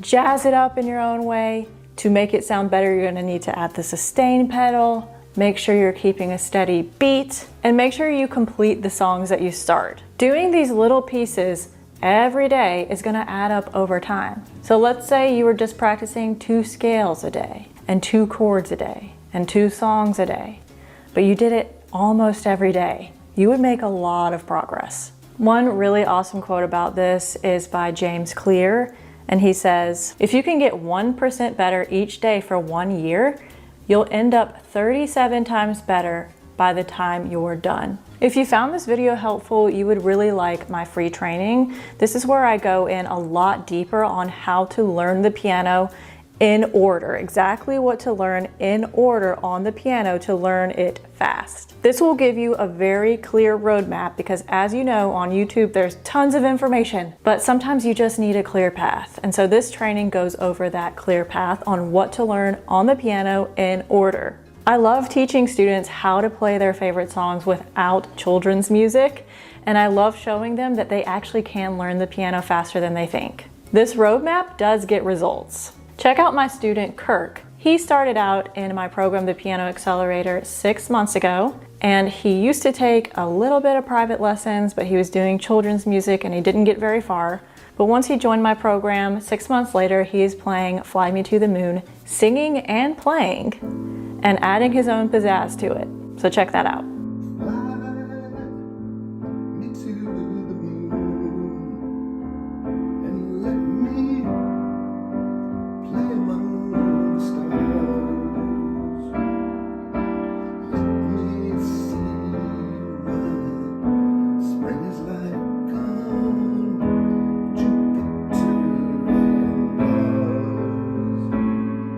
To watch my free training and to also see more about Kirk's testimonial on the Piano Accelerator, I will have those links in the description. And if this video helped you, be sure to like and subscribe, and I will see you next time.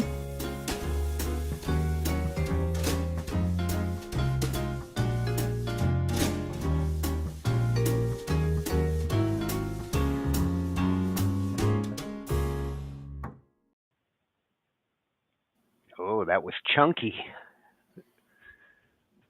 Lots of chunks. Do the little chunks, then the big chunks. Well, it's true. Yep. Like Very cool. Her approach there, something I should do more, especially trying to read with sheet music like that.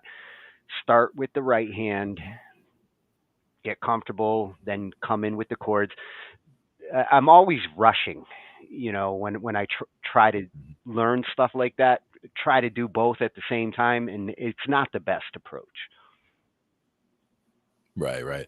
And that's why, you know, it hurts more if you do it that way. It hurts more if you try to play live with people, because if the timing is throwing people off while you're trying to play live, that can really mess everybody else up also. So it's one of those things where getting in good habits with timing, and it doesn't mean you have to always play to the metronome, but you should be able to, you should get yourself to a point where if you're missing notes, instead of trying to, you know, put the rest back in and stretch the time, you should try to just jump back in where the timing is. Yeah. You know, get used to that. Get used to just, you know, abandoning what you were doing and jumping in on the one, you know, that kind of thing. Yeah. Just because it works better in, you know, situations if you're playing with other people. But if you're just starting out, you're just playing for yourself. So you're just trying to figure things out and make sure that you're getting different exercises together. The one that we talked about previously was going around the circle of fifths, basically, and, you know, hitting all the keys by going around the circle of fifths and doing them in each key, doing like a progression, like the you know, do the 1 5 6 4, for example, something that's a common 4-chord progression that you'll see in a ton of songs. And by playing that in each key going around, you'll feel and hear how it sounds a little different in each different key, but it's the same progression, and it helps you to recognize when you hear that progression in other songs, because you'll hear that progression all the time and others like it. But pick a progression like that and go around the circle of fifths so that you're getting comfortable playing in each of the keys going around. Yeah. It doesn't take too long. And the metronome suggestion there, that's something that also, like, if I'm practicing chords or scales, I've never really done it to a tempo and tested, like, am I comfortable at 60? Am I comfortable at 70 and 80 and progress the speed up until you hit that that sweet spot. And it's not just comfortable; it's comfortable and smooth. Because being able to, like I could put a metronome on and be able to, I never used a metronome really, but I would play along to a song, for example, throw on a song and try to play along with it. And if I'm trying to play very fast, I never really checked my speed either, like you're saying. But if I were to try to do, several octaves in any key, it wouldn't be as smooth because I haven't practiced scales in forever. So, if I were trying to do full runs of full scales, it would be different. But doing pentatonics is a lot easier because you're just doing little, little jumps, little moves, little arpeggios, things like that. So it makes things work out a little easier and smoother than if you're trying to do full runs of the full diatonic scale. Yeah, I think I'm gonna take her suggestions there and start practicing my scales that way with the tempo. The chord inversion suggestion, an awesome one. That's another one that, like, I'm pretty good with my inversions in certain keys, but there's a lot of scales that I still need to get comfortable with the different inversions. Yeah. One thing that I like is, the idea of taking, like that little chord exercise she was doing, playing the chords with both hands, going up the inversions by having the one on the right doing, the root, the third, and the fifth, and have the right hand do the fifth, the first, and the third, so that the third ends up at the top, because that gives you that sound. Like when I play chords on the bass, I get that sound. People are always like, ooh, because it's like it's a bass note and a third, an octave higher. So it's a tenth, but it's just got that really nice sound. So if you do those two chords, you're playing, like if you're playing a C chord, instead of two octaves of the C chord of the same way, you play one inverted. So and kind of spreads it out a little further too. Spread your notes out. Spread your notes out and try different things. And you don't have to always play all the notes, but it's good for the, for the practicing, for getting this into your hands so that you can then use that to your advantage, because different inversions will allow you to use the middle three fingers to do little, little runs. Like if you were based around the third of the chord, the third with your middle finger, then you're playing like the fourth and the second are right there. So you can go back and forth between the third, the second, and the fourth very quickly. If you play an inversion, now your middle finger is centered around the fifth or the root, and you're doing those little moves around those, chord tones, because those are the ones that are important places to know where they are and work your way around them and land on them. Well, and if you guys want to know more on playing the piano and get better at it, at Pianoly, this is a great piano resource. Nice.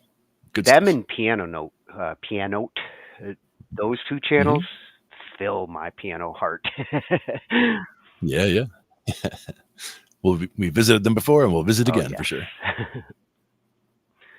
So that muscle memory that she was talking about, and when you're practicing to develop it, our last video, we're going to be looking at music in your brain and how playing music prevents Alzheimer's. Studies are showing this, and it's very promising. Nice.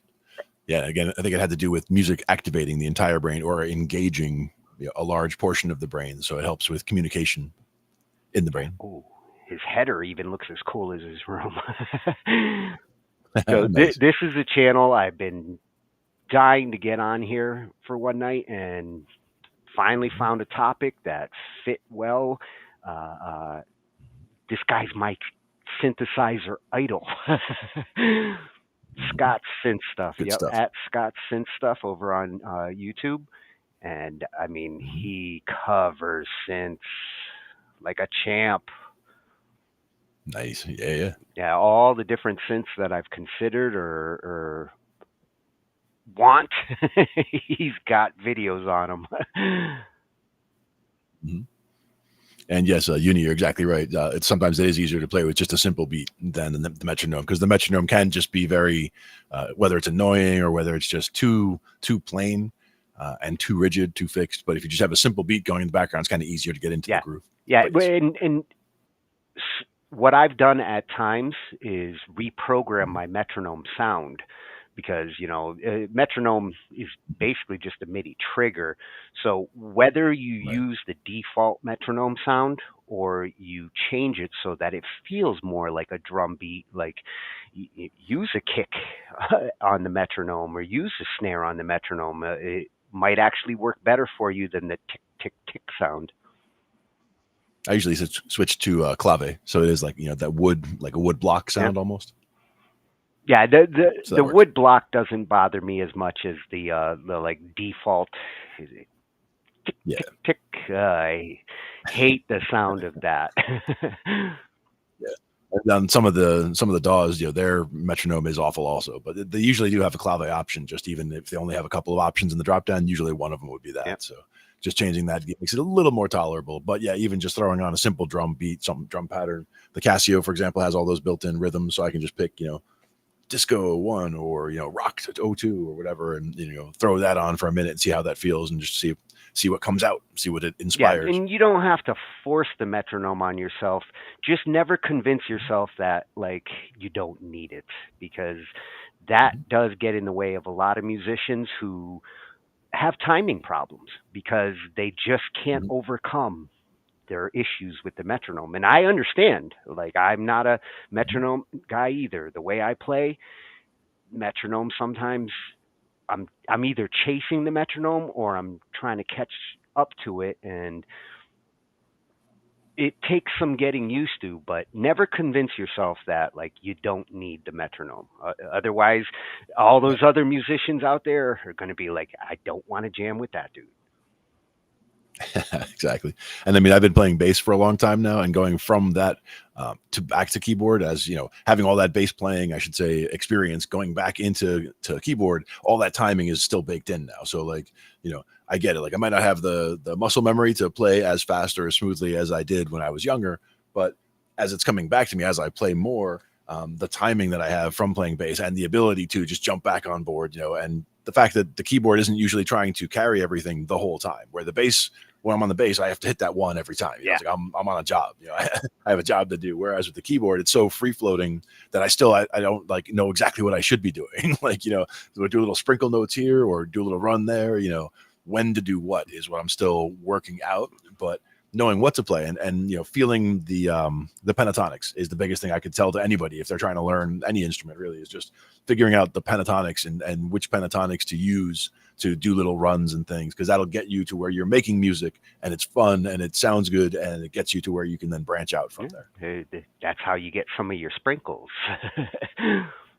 Oh yeah, for sure. And everyone, and you bake different things into your style, and that's where, again, what you listen to affects what you play.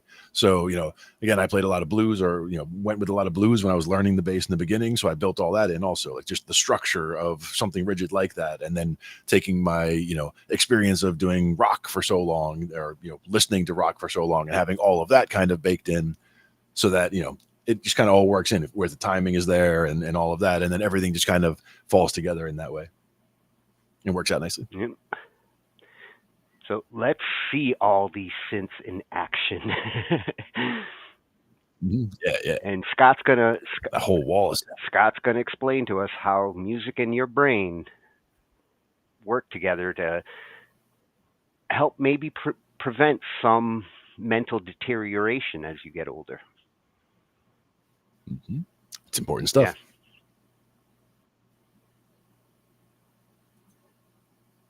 Hi, I'm Scott. Welcome to Synth Stuff. Today we're going to be talking about music and how it can help your brain with aging and dementia, specifically playing the keyboard. Coming up next.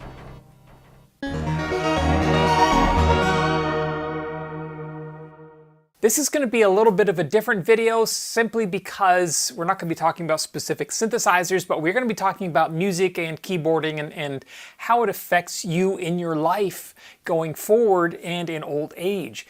It's something I find particularly interesting, being that I have a fair amount of exposure to people around me and in my family suffering from Alzheimer's and dementia. I've actually recently lost 2 within the last year.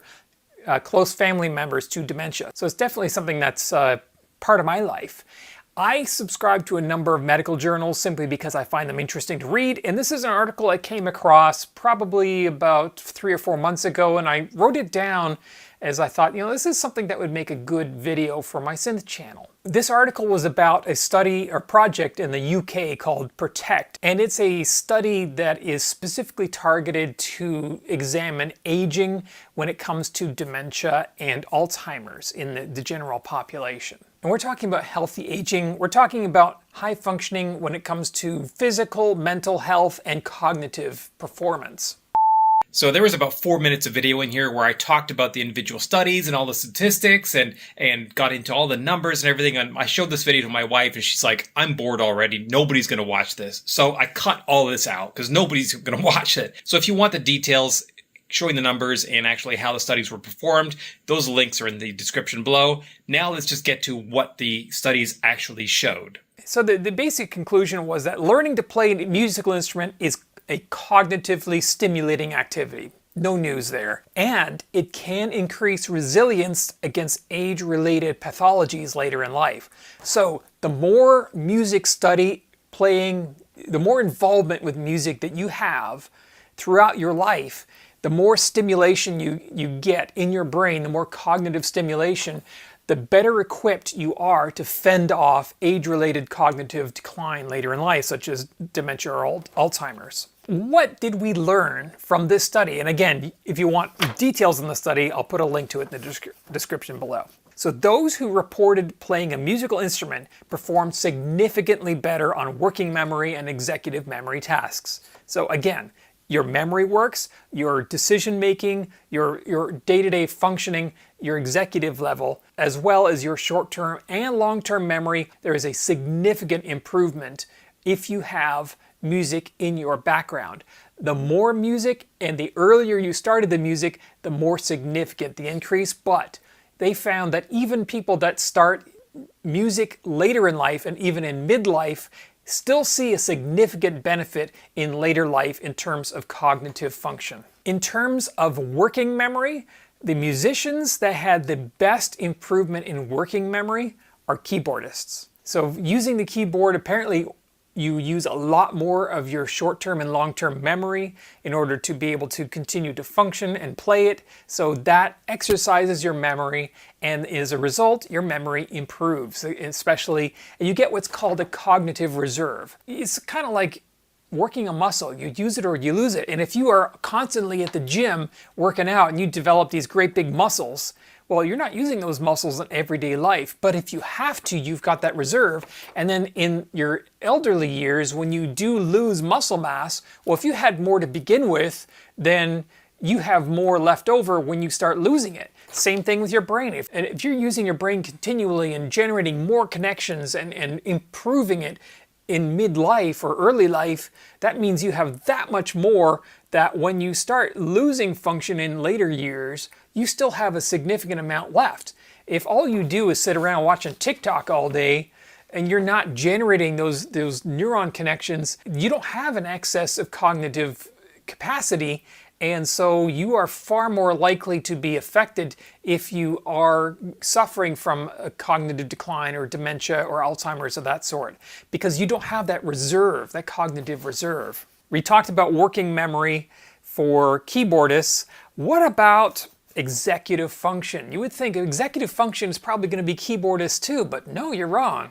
Executive function was most heightened on woodwind players and singers. I guess maybe because there's lyrics involved, there's language, but those are the two types of musicians that had the best cognitive executive function. The following are direct quotes from this study that I will put a link to in the description below. And I'm going to read these to make sure I get them exactly right.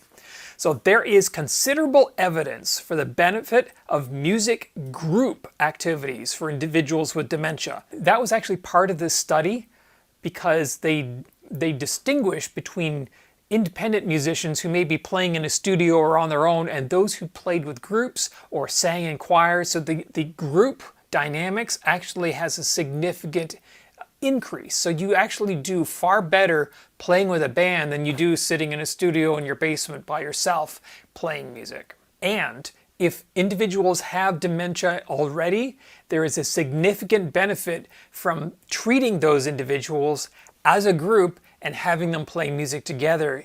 Even at that late stage, they're seeing benefits. The approach of having music group activities for individuals with dementia. This approach could be extended as a part of a health aging package for healthy older adults to enable them to proactively reduce their risk and promote brain health. So basically, if you're getting up in age, play music, play an instrument, learn an instrument, sing, join a choir. It will do you so much better. If you're not that age yet, get your parents involved, get them learning music. It will help. Lifestyle factors that keep the brain active appear to increase cognitive reserve and are associated with more favorable cognitive trajectory. Cognitive trajectory, I mean, we all decline in older age, the cognition goes down, but like I said, if you have more of a reserve to begin with, that trajectory may be going down, but you have a big buffer of cognition in your brain, the capacity for cognition, and that means that it's going to affect you a lot less than the TikTok watcher. Another direct quote, "The value of education and engagement in musical activities throughout life," my emphasis, "as a means of harnessing cognitive reserve as a part of protective lifestyle for brain health, even when practiced later in life." So yes, there is a benefit starting when you're a kid, and that benefit persists through your entire life, but there's also considerable benefit to starting later in life, so it's never too late to start. People who had engaged more with leisure activities such as music were less likely to develop Alzheimer's disease. Now, Alzheimer's is a specific disease that has a number of causes, environmental, genetic, but you can help protect against Alzheimer's simply by engaging in things that keep your brain active. Again, use it or lose it. Musical practice has been associated with healthy neurocognitive aging, increased memory, executive function, emotion, and language. So not just cognitive function, but all the areas of the brain. Emotion, your emotion center, your language center, all the different areas of your brain benefit from practicing music. The more you practice, the more you're strengthening your brain. And the last quote from this study, "Children consistently show improvements in concentration, reading, processing speed, and total IQ, even in children from low socioeconomic backgrounds, which typically have a lower total IQ. And those benefits persist into adulthood." And it goes on to say that children that are engaged in music early in life are statistically higher represented in secondary education regardless of their socioeconomic background. So even kids from the projects who do not have the benefit of good schooling or perhaps good food or stable background, those who engage in music are significantly better chance at succeeding later in life, getting secondary education, and becoming a high productive member of society. That early education in music persists throughout their entire lifespan, and it makes such a huge difference. So get your kids into music. If your schools don't offer a music program, and so many of them don't anymore, get them learning, get piano lessons, violin lessons, doesn't matter. Get them in the choir, get them learning music. It will do them so much good for the rest of their lives. And the last thing I wanted to note didn't come from this study at all.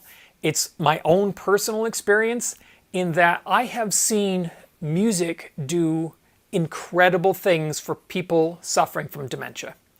My wife is a singer. A lot of what she does is performing in nursing homes. She will go into nursing homes, and a lot of those nursing homes are memory care units. So it's what they call where they have people who have dementia and Alzheimer's who may not recognize their own spouse or their own children. I often go in with her, and I will see these people that live in these centers, and they think I'm their husband or I'm their son.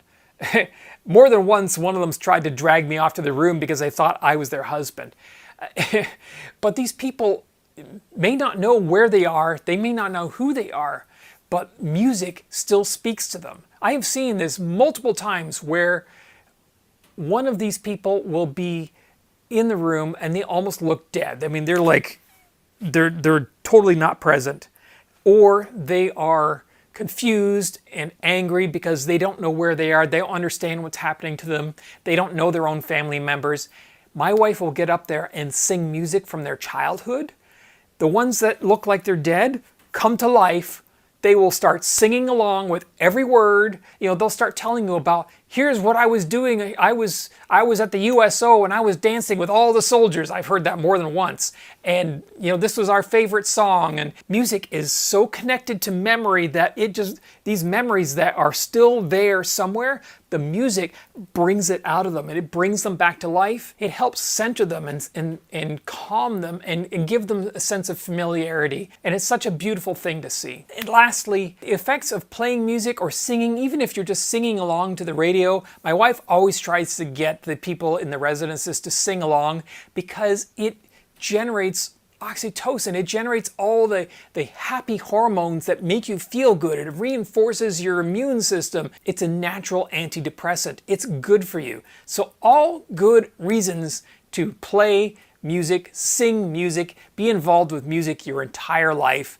It will do you good. It will do those around you good. Get your parents start into music if they're not already. If your dad played guitar 20 years ago, buy him a guitar, get him start playing again. If your kids are in school, get them in outside lessons, get them involved in music, join the choir, join the band, whatever it takes. Get music into the lives of the people you love and continue playing music yourself. Keep learning, never stop learning, keep generating all those connections in your brain, build that cognitive reservoir, do yourself good. If you like this video, this type of video, I know it's kind of different for me, but if you do find this interesting, please click like and subscribe to the channel. I really appreciate it. If you have any comments, suggestions, corrections, anything you want to add to this, please do it in the comment section below. And as I said, I will be putting links to all these studies in the comment section below if you're interested in reading more and doing some research, which will benefit your brain. All right, that's it. Thanks for watching. What an awesome message. Good for your brain. Yes, and he is a good advocate of getting people onto instruments. I encourage that message. Oh yeah. And yeah, I love the message about the about the nursing home and going in and seeing people light up. I've seen that as well, and it's definitely music is very powerful in that way. And the more you can get music into your life and to share it with other people to get it into their life in a good way, not in the blasting the music so that your neighbors are forced to enjoy your music, but the way sharing music with people who want to share it. The way he described how some would respond when they'd hear like a melody and associate it to a memory. It reminded me of like, the sense of smell and how that can have an effect sometimes. Yeah, exactly. Like people can smell grandma's cookies and they feel like they're 10 years old again. And, exactly. Music has that same kind of relationship with us when we're in that kind of situation where like you might not be aware of your surroundings at that point and feel like you're shut down, but to hear like a piece of music that takes you back does kind of wake the brain back up. Yep. One smell in particular, talking about the smells and how they attach strongly to memories. During my piano lessons, as a matter of fact, I had one teacher and she had the same scent of incense burning all the time. So anytime I would smell, and we always had like Archie magazines or whatever she had in like the waiting room, and my sister and I both took lessons. So like she would be taking a lesson, I'd be reading magazines, and then, we'd switch and whatever. But the smell of that incense, like if I smell that anyone's burning that particular scent, I smell it and it immediately takes me back to the piano lesson. You feel like playing the piano when you smell it. I do. It's a good smell. Start hearing piano and looking for the Archie magazines. Where'd they go? But good stuff. But yes, very, very strong memory hooks or connections or anchors, I would say, for smell and for sound, and music being a big way of activating a lot of different areas and being a strong reminder to especially big events in people's lives. And I think one of the points he mentions there, that this can help to prevent Alzheimer's. Yeah. That's kind of cool. It's a holistic approach to preventing something that they don't really know how to prevent medically. Mm-hmm. Yeah. And that's the thing, like the whole use it or you lose it is another thing with, make sure you're researching things, you're looking things up, you're learning things. And I try to learn stuff all the time, even though I know a lot of things, but it's good to learn stuff every day. So, every day I look things up and I see things and I pick up instruments all the time. And one of the big things with that is having it convenient, where I'm sitting right now, I have, a piano that I can play I got notes right here that I can jump on. I've got my, guitars right next to me, my bass is within arm's reach. So at any time I'm playing or watching a video or whatever, watching a movie, a song comes on and I'm like, oh, I like that bass line. My bass is right there and it's already plugged in. So I can just grab it and start playing along. And I just learned that bass line and then I put it back down. I only needed a few seconds to pick it up and jump in. But now I can, break that out again later because now I understand how that particular riff worked. It helps to surround yourself with instruments. Yeah, definitely having it handy so that you can just pick it up, and picking it up even just for 5-10 minutes, like other people had said earlier, is important because it doesn't have to be every day. If you miss a day, it's not like, oh, I missed a day, so now it's all over. It's by doing it every day or as much as you possibly can, in terms of the number of days, like do it all the time, is just because it helps to reinforce. And again, even just a few minutes here, a few minutes there keeps your fingers limber and you're ready to go. Like when it comes to playing bass, you don't play for a long time, you try to come back to it, you might rip your fingers up and it might, make it so you can only play a short time before it's uncomfortable. But if you're playing a little bit every day, your fingers are, used to it, so you're fine. And you can play for longer. Plus, like he mentioned, if you, a bodybuilder can build up all this mass, but then if they stop exercising, the muscle mass, changes. Better to have a little bit of practice and consistency where you develop the muscle you need than build up a muscle that gets wasted, because that can have side effects as well. So you don't have to go and like become a bodybuilder musically. You just have to get toned. Yeah. And that's the thing, is that it's, with the muscle memory, that's how, like we were talking about Chopin before, when I used to play several pieces when I was younger, 2 of them were preludes from Chopin. And like, I just sit down at the piano and hit the first couple of chords, all of a sudden the whole rest of the song started coming to me, where now I can sort of play the whole thing again. Like I remember, and I have to redo certain parts again until I find the muscle memory where I jump here. And my hands would almost just go there by themselves because I used to play that song, totally forgot how to play it. But now I hear how it's supposed to go in my head and my hands kind of move to the spots where they should. And it just starts coming out. And it's kind of cool. But like, I didn't know that many songs when I was younger. So there's not that many that are going to come back, but it's more now I understand how to just do chord progressions, and how many songs that opens up is ridiculous, because every song, you can get 1-4-5 and you could do 1,000 songs, that are 1-4-5 songs. So it's a matter of just figuring out how the bounce changes or how they react differently to a bass part, or how to just arrange them on a piano or a keyboard to make it sound full. So it sounds like, there's a full band happening or whatever. Yeah. I'm trying to remember Fur Elise, like one of the first ones that I learned and knew it for decades, and not playing it for over 20 years now. It's like, I've got to start all over.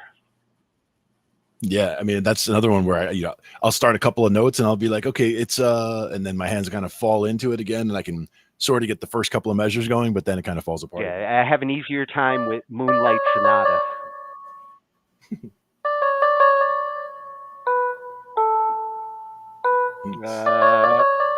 Yep. B, D. Yeah, there you go. Something like that. But yeah, there's and then of course there's supposed to be another hand involved there. So, but if I'm facing this way, it's not easy. I have to turn the whole body that way to get both hands going. Well, and that's why I always like that piece, because it really, the hands do different things, and it's good practice. It is, for sure. That's a good one. That's another one I'll work on again, because as you can see, like that's one of those ones that when I hear parts of it or when I think about it, it's like, oh yeah, it goes like that kind of, and I can kind of make part of it come out. So I should work on that more so that I could reproduce it on demand again. Well, and like I could have when I was younger. We got to get ready for classical night. It's coming. That's right.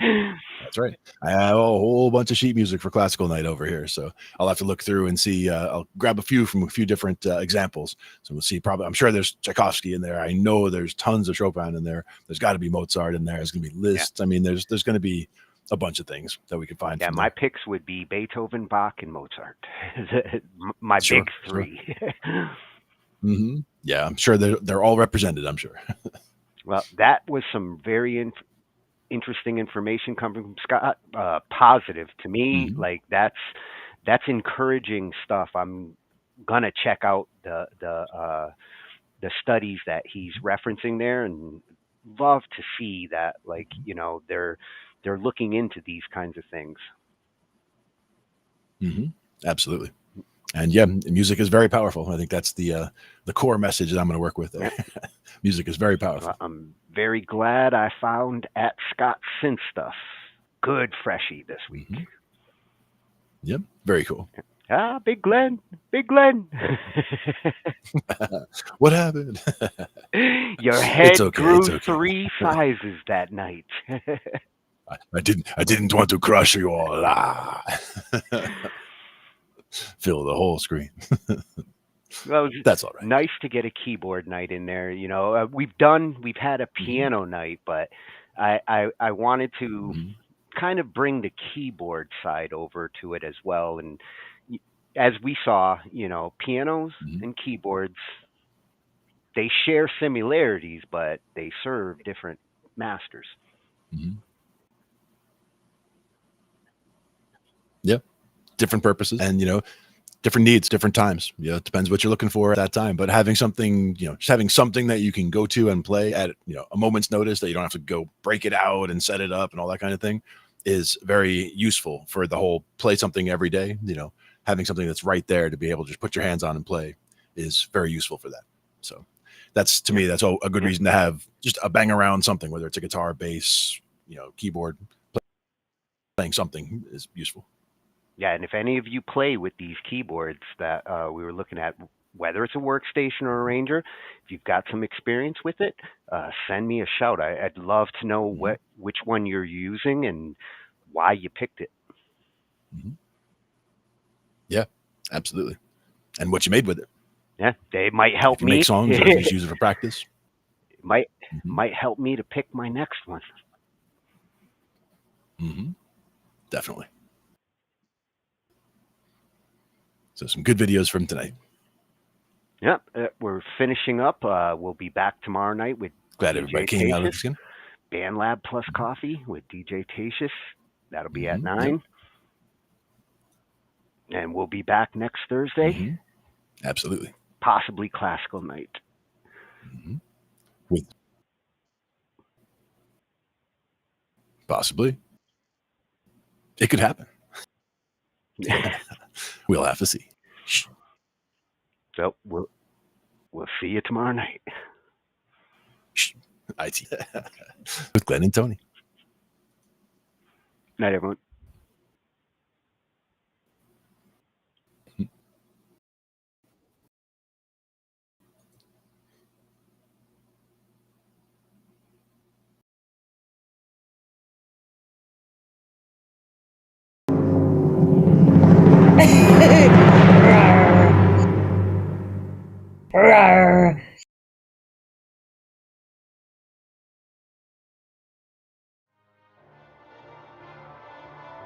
Ambient noise, yeah.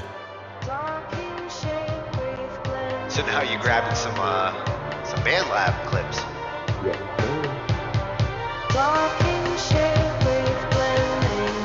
Now for me, that would also be something where I would use like volume automation and like bring that from the bottom, like bring it in and then bring it back out. And these are the kinds of sounds you can stretch.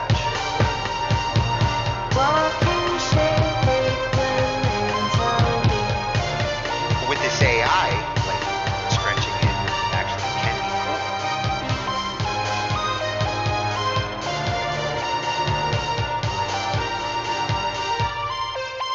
Oh, that was perfect for the interlude too.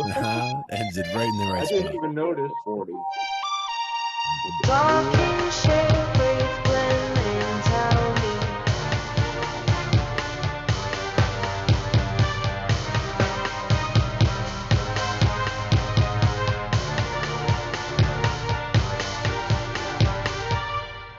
I didn't even realize the texture faded out at the interlude until it happened. I'm like, wait a minute. Sometimes you just, it was just meant to be that way.